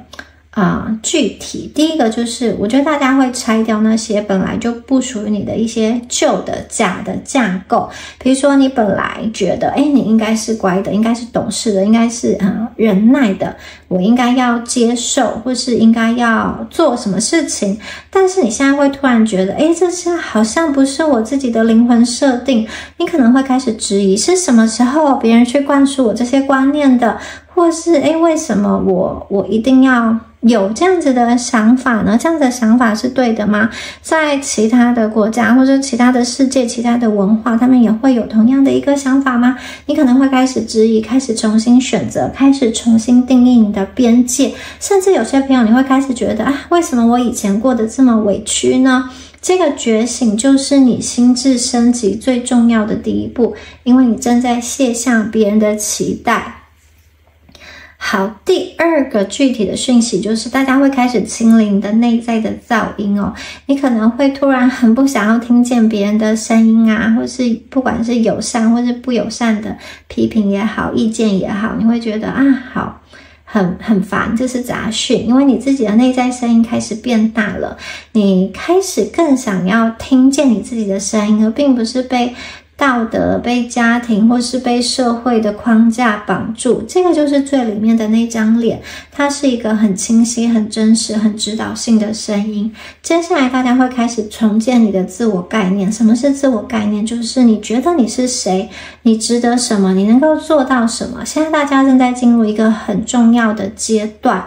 你开始相信你值得更好的生活，更好的人生，更好的现实。你开始相信自己有能力去创造未来的风向，你开始想象并且迎接一个更大版本的你自己。这个就是心智上的进化，你们会把自己从受害者进化成创造者，而你的大脑也正在迎接所有新的机遇。因为大家前面抽到了日出，这代表觉醒，还有旅程这张牌代表行动，还有麦的这张牌就是行动之后，你们的意识正在完成最后的校准。你们接下来更懂得去设立自己的底线、边界，或是更能够进行直觉性的判断，更能够下意识的去选择哪一些是对自己好的。你们的频率变高了，所以你开始会以全新的思维来看待这个世界。这个思维会帮助你，引导你去做出一些更聪明的选择，让你自然而然的去远离那些会耗损你的人，并且去靠近能够真正去支持你的人。大家你们会建立一个全新的生活方式、生活形态，吸引到更好的机会，同时能够打开更轻松的一种金钱流动的方式。好，我们接下来看到下面的牌 Communication。 好，这张牌啊，象征着开运，象征着沟通，对外的连线，它是一个由内在转向外在的一个开阔。这张牌一出来啊，其实大家的能量立刻从内在的重整走向外在的开运。大家看一下这张牌，哇，它的窗户是被打开的，外面我们看到橘红色的太阳，层层的山脉，很晴朗的天空，光从窗外这样子流进来，照亮整个房间。所以这一张牌就是说，当你的心智升级之后，其实世界啊也准备好向你打开了。你们并不需要好像躲在一个阴暗的地方去生活，你们就是被光所照亮的所在。现在这个时候，你的灵魂要跟世界连线了，你开始去接收新的讯息，你不再压抑，不再忍辱负重，也不再憋气，你会说出自己的需求想法，而且你一说出来就会被听得懂，会被听见，会被尊重。这一张牌象征着大家你们要全面启动你的好运了。这扇打开的窗啊，它是一种新的生命的流动，窗户象征着边界。当窗户一打开，你们的生命就会开始有更多的新的机会进来，也有机会去听到一些新的想法，接收到一些很重要的资讯，甚至是解开一些误会。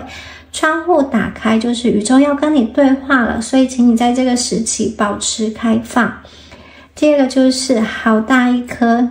金橘色的太阳，它代表是你们人生的黄金阶段，还有好人缘。橘色在能量的系统里代表创造力、吸引力还有行动力。那这个金橘色它象征着贵人、资源跟财富的流动。所以啊，这整张牌会为大家带来好人、好事、好运气、好机会。那我觉得大家会在窗户打开之后啊，你自己的某一些部分会变得更加的柔软，更加的能够去接触这个世界。你的能量开始变得柔软又有力量，自然而然就会吸引许多人靠近。可能你身上过去是有些棱角，或是你觉得跟某些人在一起就不舒服，或是就是想要远离。那我觉得这个沟通啊，它是重新让你去看见在升级之后的你自己，你可能已经不会被某一些负能量所牵动跟影响。在这样子的状况下，有一些人他其实是可以成为你的贵人，或是你可以安静下来去跟他们沟通一些事情哦。好，远方的绿色层层交叠的这个山峦，它代表稳定支持的力量，你可以去相信是你的这种靠山靠背的能量。山就是承载、支持，还有你的靠山。所以大家你们并不是孤军奋战的，你们会有靠山，你会遇到强大的靠山，他会支持你，帮你讲话，而且他能够理解你。你们的能量正在变得很干净，也在变得很强大。最近大家会收到一些关键的讯息或是通知，比如说呢，录取通知、补助的通知，或是款项的收回、客户的回复、合作的邀约邀请，或是突然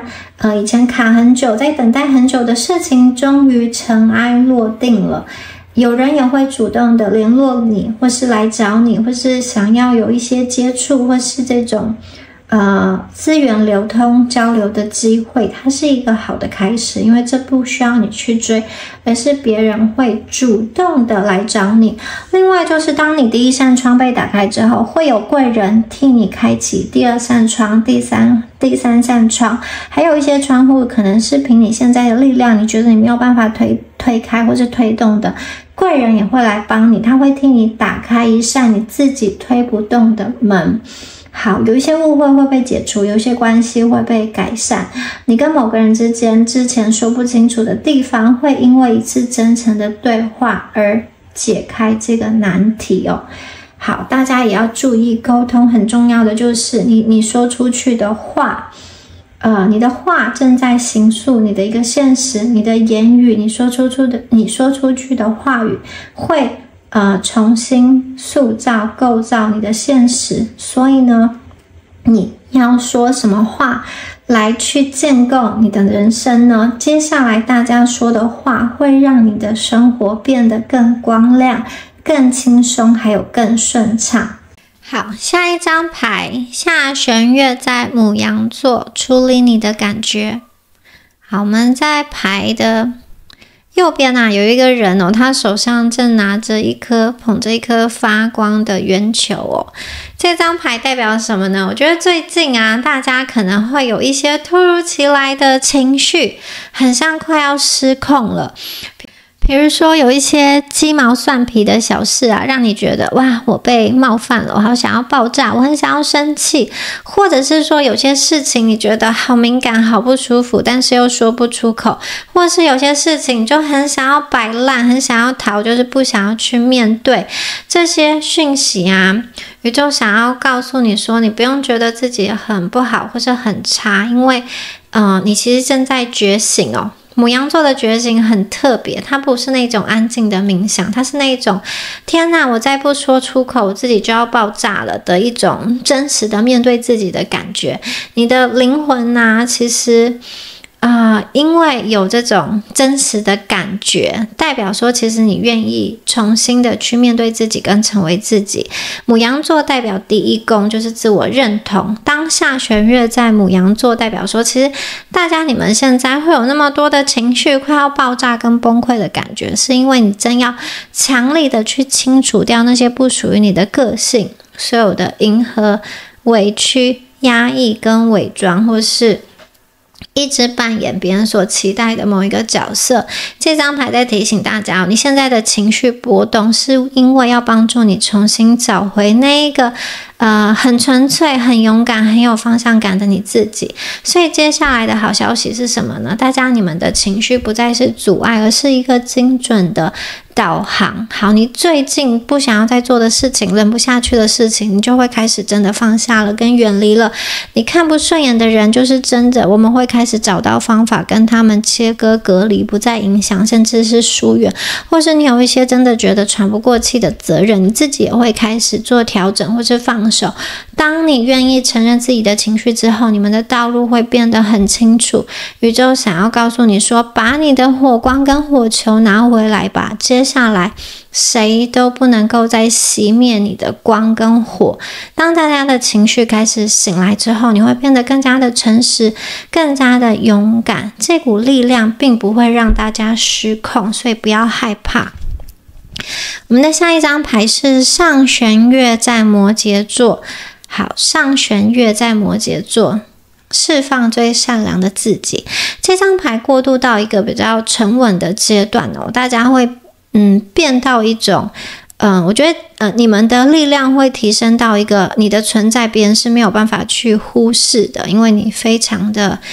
亮眼，你非常的有存在感，你会进入到一个真正成熟的阶段。你们会将情绪的火转化成界限的基石。这张牌它是深蓝色的一个天空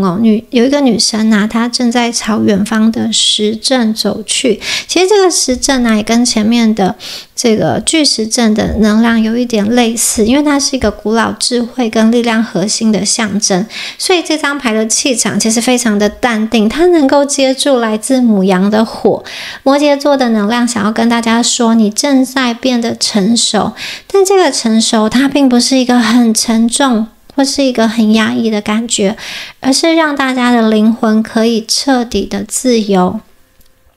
你们接下来会明显的感觉到，我自己不想要浪费力气唇舌在跟一些不值得的人沟通或者是打交道，或是你不再愿意对于某些人事物无条件的付出，你开始想要一种更有效率的生活，或是更有来有往的一种关系，或是你会开始看重一种长期的稳定，你会突然看懂某一些人他背后的意图，或是某一些事情他背后的真相是什么，他的底层逻辑是什么。所以摩羯上弦月它真正的祝福是你会开始建立属于自己的生命结构跟构造，你们不再是随风摇摆的。就像这个牌面中的女人啊，她并不是迷路，她正在前往自己内心的内在的一个神圣的神殿，去建立属于她的核心价值。所以现在宇宙正在帮大家把这种情绪的母羊的火变成一个行动的路线图，你们的人生版本正在升级，你们很善良，释放最善良的自己，但是你不会让其他人越界，你的温柔并不会使你受伤，你的善良并不会使你受伤。你现在的责任感并不是去扛下所有的事情，去接收别人的一个烂尾的工作，而是你去扛值得的事情。不是所有的事情你并不会好像要做一个烂好人而去做一些吃力不讨好的事情。有些朋友你过去可能是如果别人不喜欢你会去调整，但是现在你会变成好，这个就是你很稳定很自然的一个状态。如果你喜欢你可以靠近，你不喜欢你可以离开。你们并不是变得更冷血更难搞，而是变得更清醒更有价值。你知道自己是有价值的，你不会把自己贱卖，你会变得更稳更强大，而且你也会开始自动的去吸引到一些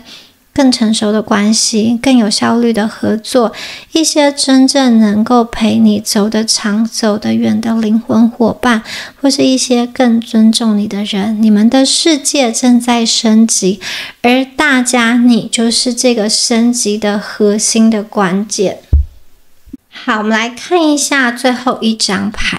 哇，最后一张牌是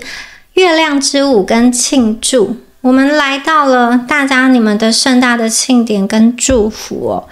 哇，宇宙在为你高歌一曲。大家看到这个满月了吗？它是亮到它发光，在为大家致敬。整个画面就是宇宙要替大家开一场盛大的派对，旁边还有2个专业的歌手在替你演奏萨克斯风。所以哇，你们真的是会非常的幸福。还有月光下这一对很幸福正在跳舞的身影。哇，大家请相信你是值得被爱的，你准备接住好对等的爱了吗？这个并不是普通的爱，它是一个对等的成熟的稳定的灵魂层级的连结，它是一个互相给予互相欣赏，然后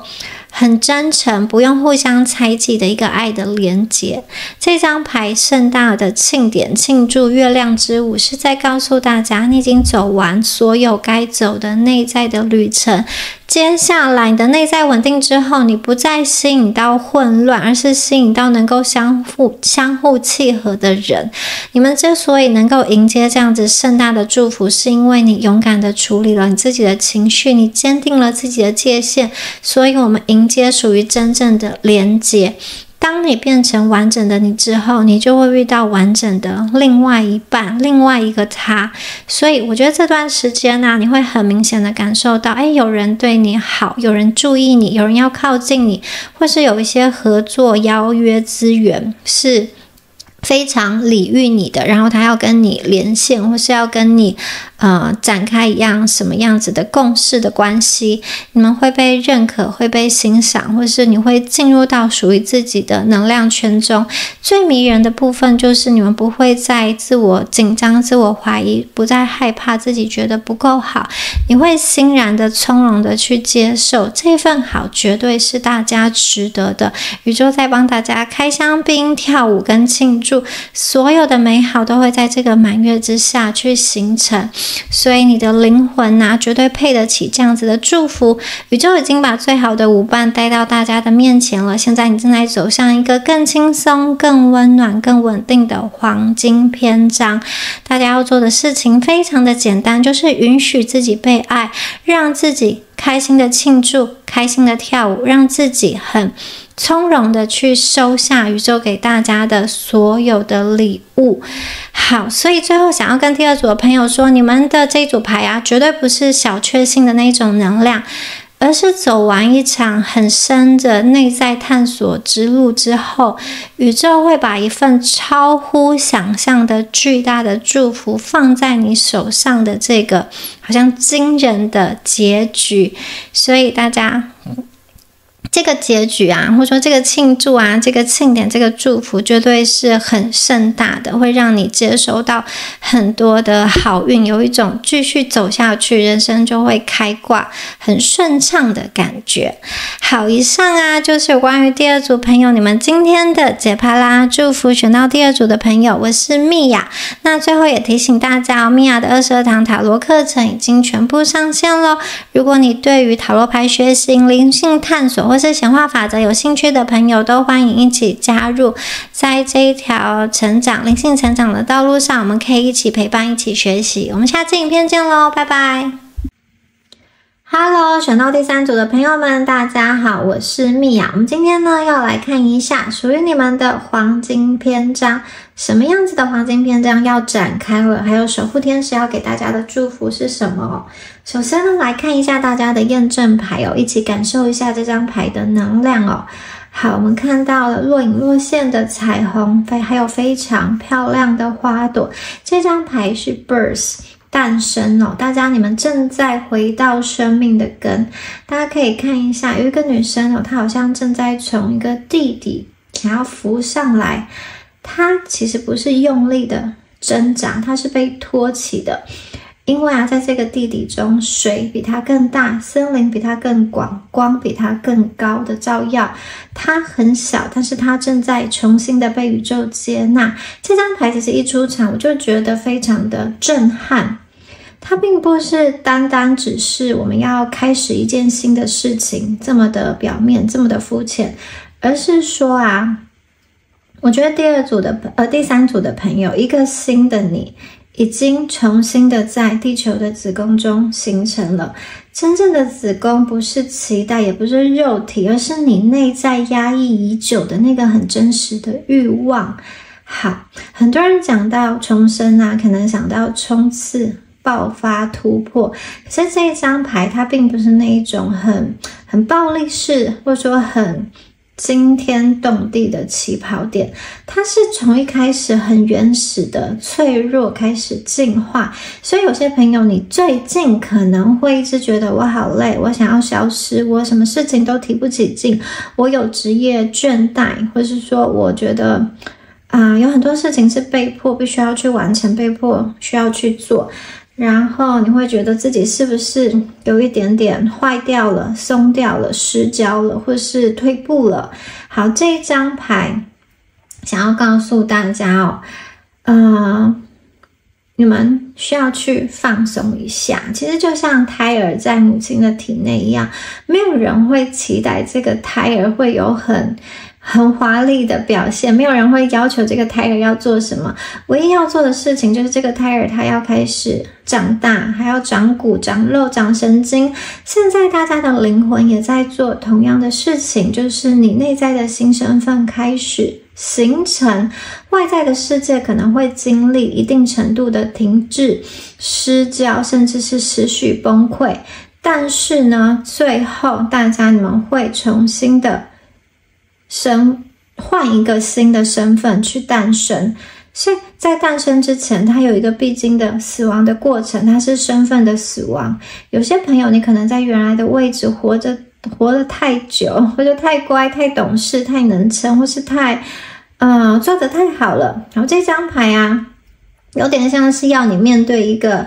现实，它有点像是把你拖到水里，或是你现在觉得你已经沉在水底。好，沉在水底要做什么？要回到你的根，不要假装你跟岸上的人是一样的。很多人以为重生的第一步是勇敢，但其实这一张牌它比较不一样哦。他想告诉大家重生的第一步就是要承认你们的脆弱。好，我不想要再压抑自己了，我受够我假装没事，我真的累了，我真的想休息。这个并不是崩溃，而是你心中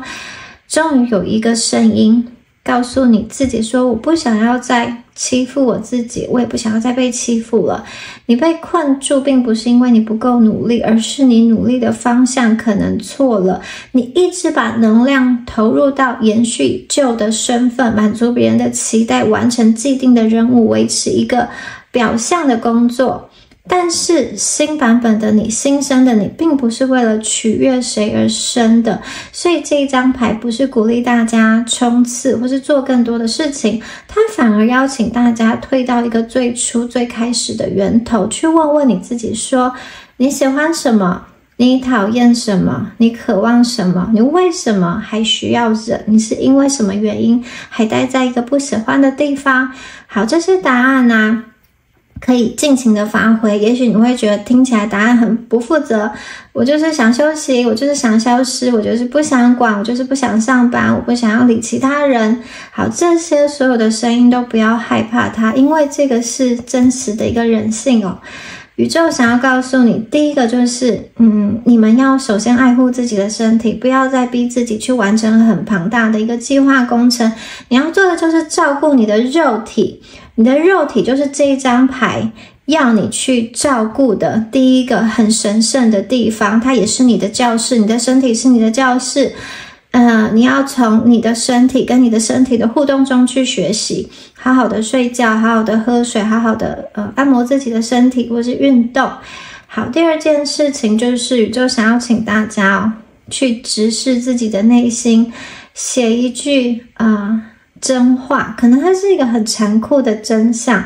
它可能不是一个很漂亮的梦想，但是它是你心里从来不敢想，从来不敢说，却又非常真实的那一句话。写下来之后呢，你会感到一种被释放的自由。好，第三件事情呢，就是你要专心的去照顾你自己的心。请注意，你并不是别人的照顾者、心理师，也不是别人的燃料站，不是一直要帮别人加油的。你第一个首要的任务就是要好好的去照顾你自己。所以我觉得第一张牌啊，就传递了非常多的讯息哦。重生之后会有漂亮的花园，会有彩虹在等着大家。好，我们来看到第二张牌 Seclusion， 这一张牌是隐居的一个意思哦。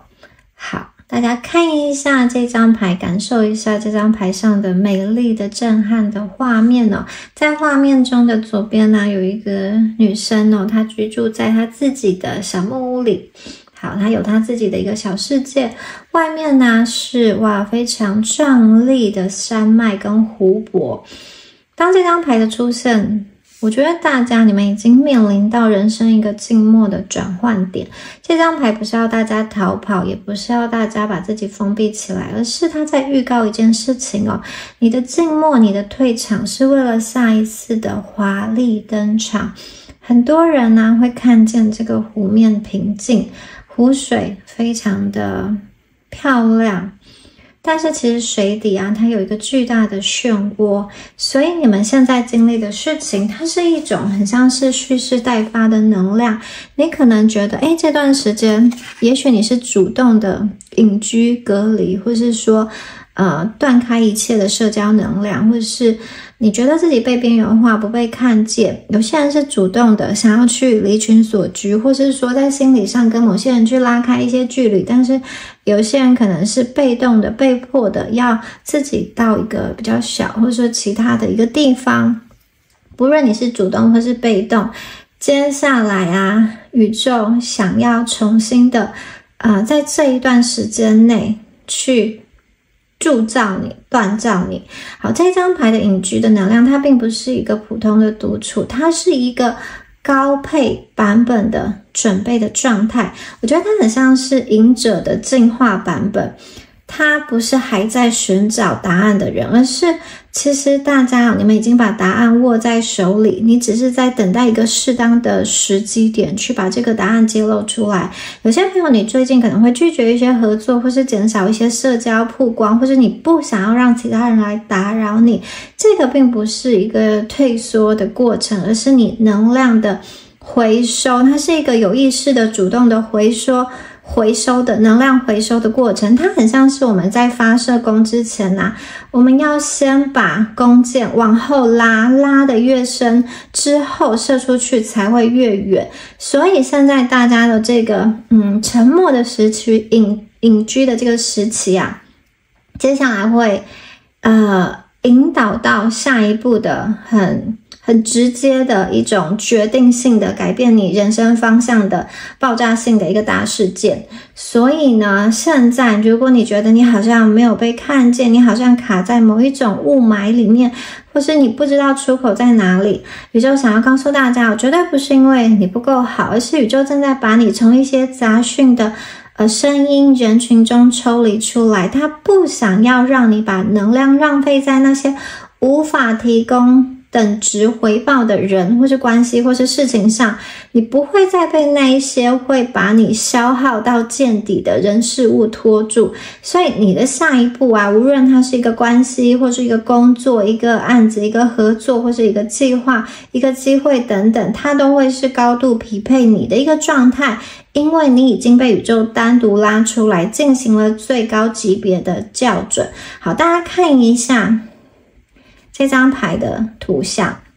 山脉代表王者的耐心。真正的力量并不是喧闹，而是像山脉一样，它光是存在就有一个非常能够震慑人的高度跟景观。还有我们看到很漂亮的湖泊，它是一个全域的视野，很广阔的一个视野。所以大家，你们的后退，你们的隐居，你们的暂时的好像休息跟沉淀沉潜，这个并不是一个逃避，而是你重新的去审视，去看待你现在的一个局面，整场战局是一个什么样子。还有我们看到小木屋，这个女生啊，住在这个美丽的温暖的小木屋中，它其实是透着光亮的。也就是说，大家你现在是在点亮你的核心。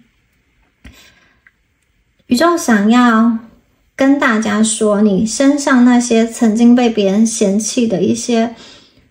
比如说你的偏执，你的执拗，你的孤独，你的不合群，其实这些都可能会成为你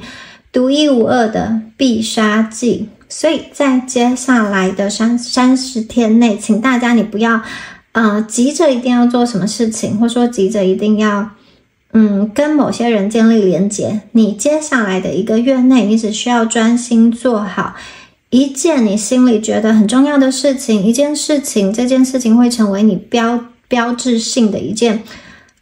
很重要的一个大事。你不用跟别人去解释你自己，越少开口，你的力量就会越完整。好，第2张牌给大家的讯息，接下来我们再来看一下。我们下一张牌是 Sweet Alchemy， 它是甜美的炼金术。这一张牌啊，哇，是充满希望的一张牌哦。大家可以看到很漂亮巨大的白金瀑布从天而下，然后你啊正站在一座如神殿般的石柱中间，你在一个很庄严的神殿中行走。好，这张牌在讲什么呢？这张牌带来的并不是一个单纯的祝福，而是它是把你过去所有的辛酸，所有的努力都去像炼金术一样炼成甜蜜的回报。你成功晋级了。过去你可能走了很久，走了很累，你以为你自己是孤军奋战，但其实大家你已经完成了最后一场内在的转化。宇宙呢，就是有点像是要去锻造你，先把你压进地底，然后呢，你可能会变成一个水晶体，最后你会变成钻石，然后你就会出现在舞台上。接下来大家会迎来一个很棒的好消息，它是一个什么样子的好消息呢？一件你曾经觉得不可能的事情，或是太梦幻的一个愿望，接下来会以具体的方式降临到大家的生命中。所以这张牌代表的不是一个希望的开始，而是所有好运气，所有好消息的一个兑现。它是一连串的好消息，你并不需要去跪求的好消息，你可以得到很高质量的讯息跟机会，这些讯息跟机会会找到你，因为你之前曾经熬过了试炼，所以宇宙认定大家是可以接受祝福的，你具备承接祝福的能力，所以这张牌啊，我觉得它很像是一个你的生命被压缩到极限之后的一个成果。你以为崩塌的地方，它会变成奇迹的入口，所以大家仔细看哦，牌面中的人物啊，你啊正在走向一道很亮很亮的拱门，这个拱门中散发出来的光并不是普通的光芒，这一道门也不是普通的门，它是穿越宇宙的门。这代表说下一个时间段，大家的人生命中会出现一个不可逆转的机会，你走进去了就走进去了，你不会再回头，不会再退后，你的人生从此会变成另一番风景，另外一种格式。大家并不需要再等待一个完美的时机，也不要再问说你配不配，你能不能够踏进去。你看得到这幅风景，看得到这张牌，就代表你是可以踏进去的。过去你曾经很用力去想象或是希望达成的某些事情，现在你只要用很轻松的方式去迎接就可以了。好，恭喜第3组的朋友，我们来看一下下一张牌。Choose your adventure， 好，选择你的冒险哦。接下来大家，你们有一个主动选择的力量，你开始去主导你人生的剧本。哇，这一张牌大家看到长廊，很漂亮的长廊，这一道长廊它不是普通的路，它是你人生剧本的交叉点。我觉得这张牌啊，比上一张甜蜜的这个炼金术更加的疯狂，或者说更加的极致，它把祝福啊变成一个多路线的选项。好，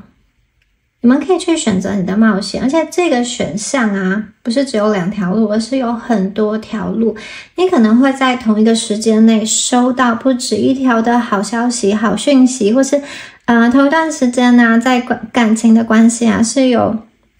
众多选项可以去选择的。宇宙要你选1条，你可能会比如说同时遇见2个很好的合作方案，或是2个可以去生活的环境，就是你可以选择这2个地方生活或是居住，或是2种不同类型的贵人，或是2个可能完全不同的感情的走向。所以大家，你们其实不缺机会，你们会有很多的机会，你们要做的事情是如何从众多的机会中去取舍。这一张牌啊，你们已经晋升了，所以大家你要注意，你们现在是有选择权的，有主导权的，你们并不是挑别人选剩的，并不是那一些残羹剩饭，你现在就是要选择你想要吃什么样子的主菜，而且你是被邀请进入到这个第一层的，就是有选择权利的这个人。你的人生并不再只是被安排，而是你会开始主导你想要的版本。你会突然意识到，原来你不是只能生存，不是只能活下去，你其实能够活得非常非常的好。所以呢，宇宙现在把钥匙放在你的手上，问你说你想要通往哪一种命运呢？而且你会很惊讶的发现你选哪一条路，接下来的路径就会自动的为你展开，不会像以前一样，你可能会觉得以前呢，我不管怎么选，最后都会被拉回到原点，好像都白费功夫，要重来一次。现在呢，你是在第一个时间就可以进行选择，而且选完之后，它会有一连串的关于这条路的好运、好事件会发生在大家身上。所以我看见你们即将经历的是一个王者的路径，你们的命运并不是慢慢的变好，而是一个快速的上升。在前面隐居的时期，你蓄积能量，收回力量。在这个甜美的炼金术啊，宇宙要给你一大批的祝福。接下来选择你的冒险这一条路，你会开始选择你想要的人生路径。选择之后啊，祝福会以倍数的方式展开。好，大家知道为什么这张牌降临到你们的生命中吗？这一张牌只发生在曾经经历过，或者说看过经历过人生暗夜，熬过这个人生暗夜的痛苦，但是没有倒下的人身上才会看见这样子的祝福。因为其他人其实是看不懂的，其他人其实是不明白的。别人会觉得你是突然的成功，突然的遇见很棒的爱人，突然的爆红，突然的得到一切，觉得你好像很容易，但是只有你知道这个其实是你值得的一切。只有你知道你自己曾经走过了多痛的路，流过了多少的眼泪。好，再来看一下我们的下一张牌是月光石。这张牌啊，请大家放慢脚步，大家需要停一下。其实你们所有的牌啊都没有要叫你们往前冲，而是要叫你们很温柔的慢慢的去走。这一张牌告诉大家，命运要把延迟的礼物送还给你。它很可能是你等待很久的一件事情，工作的申请，或是金钱的回流，一个合作的确认，或是正在发展的关系它很像是这件事情的种子已经长好了，但是如果你急着去把它拉它，或是揠苗助长的话，它其实会并不会有利于这个结果的形成。所以呢，真正的好消息是，大家你们不需要努力去追，好事情会自己靠近你，你只要保持一个临在的状态。你之所以被要求放慢脚步，是因为命运正在为你对齐有一些人，有一些条件，本来它不是在你最好的时间里面，但是呢，当你停下脚步这些条件，这些人，他们能够追上你，他们能够匹配你，你们就变成了在最好最适合的时间里。大家可以想象，月光照在海面上，潮水不是一次到位，而是一寸一寸的靠近你。所以你以为礼物会延迟，其实是宇宙在对你说，他想要送你的是真正值得的，真正有价值的，而不是一个替代品。好，现在如果你觉得你的生活很像是一个卡在一个临界点的状态，就是你可能觉得自己在某一个阶段，旧的阶段慢慢的结束了，可是新的阶段，下一个旅程好像没有正式的开始。这样子的话，其实月光石是来告诉大家一个很关键的讯息，就是这个放慢的过程跟前面这个凝聚的阶段，就是它是为了让祝福可以赶上你的脚步，所以请大家慢一点。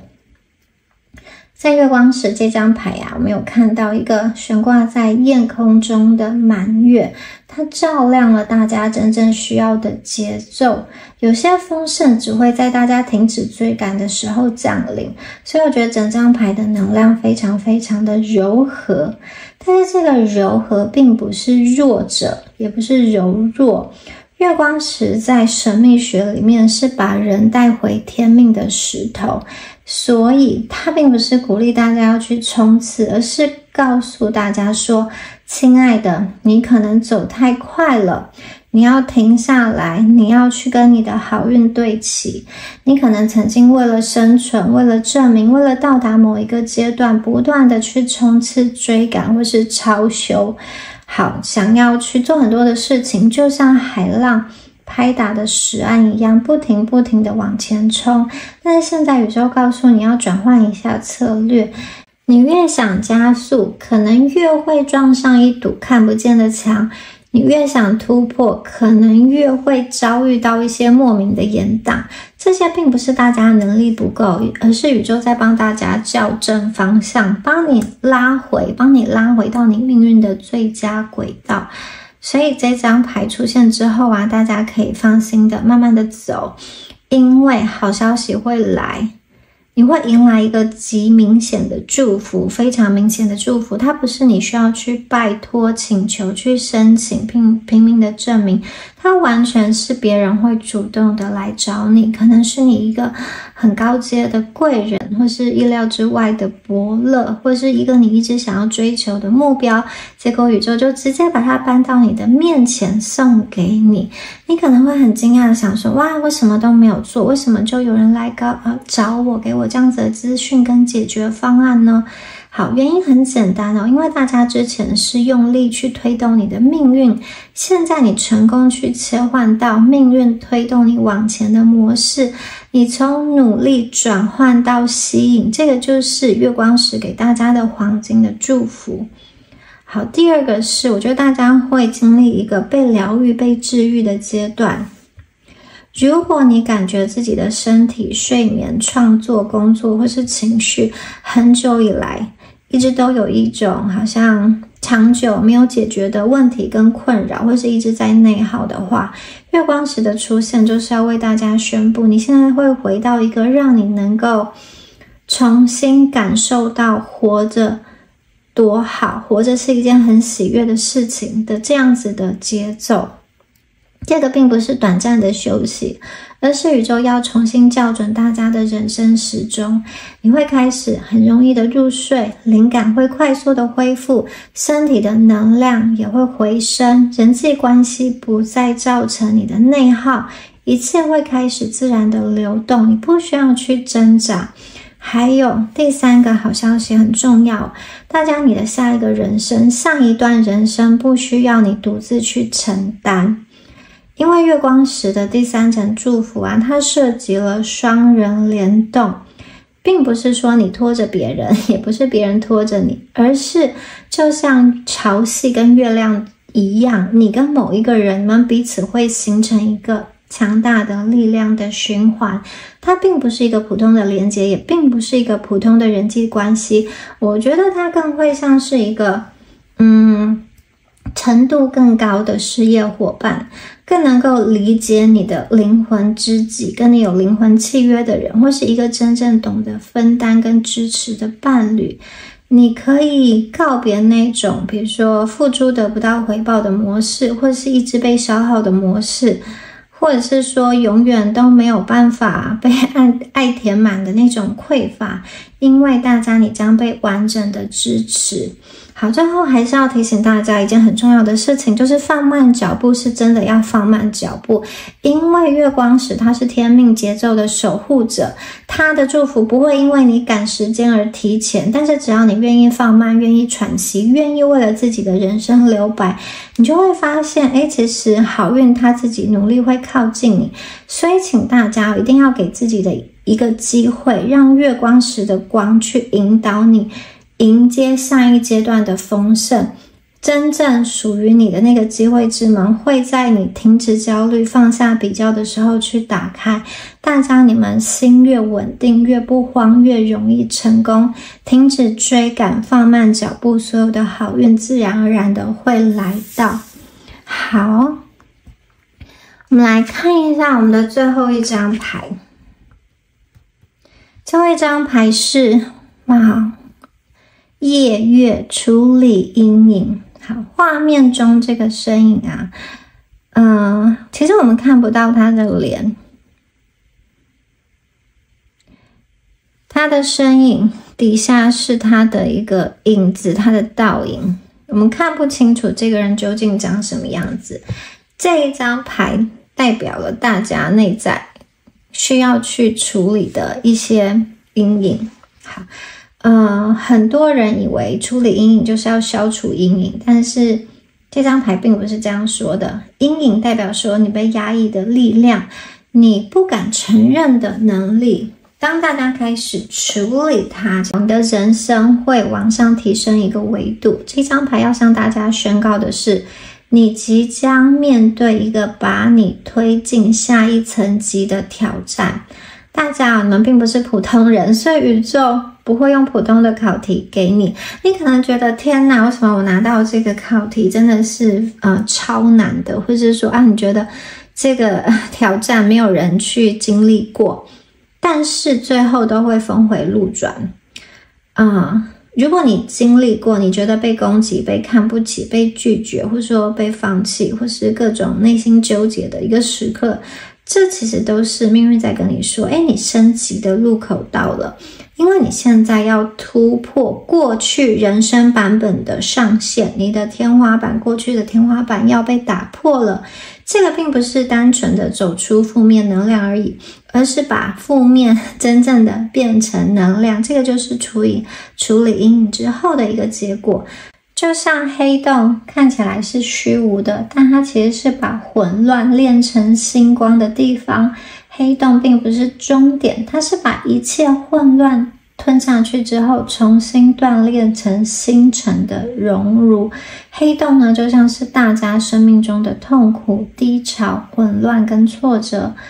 然后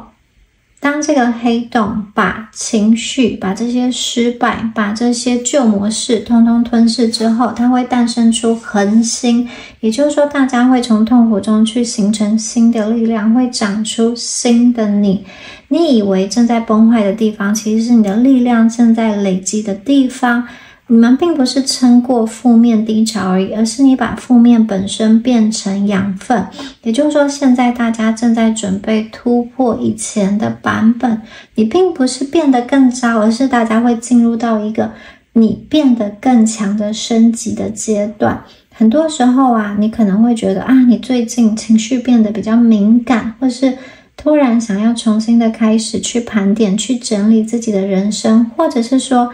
你有一个直觉告诉你说过去的模式开始不管用了，不管它是一个你对工作的模式，或者说你应对其他人的模式，你的直觉告诉你说你必须要换一种方式生活了。这些都是你准备升级的一个前兆，因为旧的系统正在瓦解，你会突然意识到你不想要在一种好像消耗你的关系中继续跟这个人有来往，或是你想要开始拒绝一些看起来很稳定但其实一直在让你心力交瘁的合作或是一些工作，你开始把自己放回宇宙的中心。这些呢都是为你的下一个阶段带来很重要的开场跟力量。月夜的祝福其实比大家想象的更加的直接你会在短时间内得到一个你以前不敢想或者说不敢去拿的结果，你现在已经有能力去拿了，因为你已经升级了。你会拿着这个结果，看到这个好运，或是看到这个事实成型之后，有一种很欣慰的感觉。你会突然发现以前你觉得自己做不到，其实是你自己把自己困住了。好，所以我觉得这2张牌的能量它其实是一个连续的能量。放慢脚步之后，你的命运被拉高了，接下来会面对一些阴影，处理一些阴影，内在的阴影处理完毕之后，解锁你的力量，更高的祝福将要落地。很多人会一直停留在一个努力追赶焦虑的循环中，你们并不是要进入到这样子的循环你本身更像是月亮，不是靠拼命的去燃烧自己，而是当大家你被看见、被理解的时候，你才会真正的发光发亮，是被理解之后映现出来、展现出来的能量。所以大家不仅你理解了自己，宇宙也理解了你，宇宙也重新校准了你。大家即将迎来一次命运的大升级跟大跳跃，恭喜选到第3组的朋友。好，最后呢也提醒大家，米娅的22堂塔罗课程已经完全上架完毕咯。如果你对于塔罗牌学习、灵性探索或是显化法则有兴趣的朋友，都欢迎加入一起学习、成长跟陪伴。好，那我们下次影片见咯，拜拜。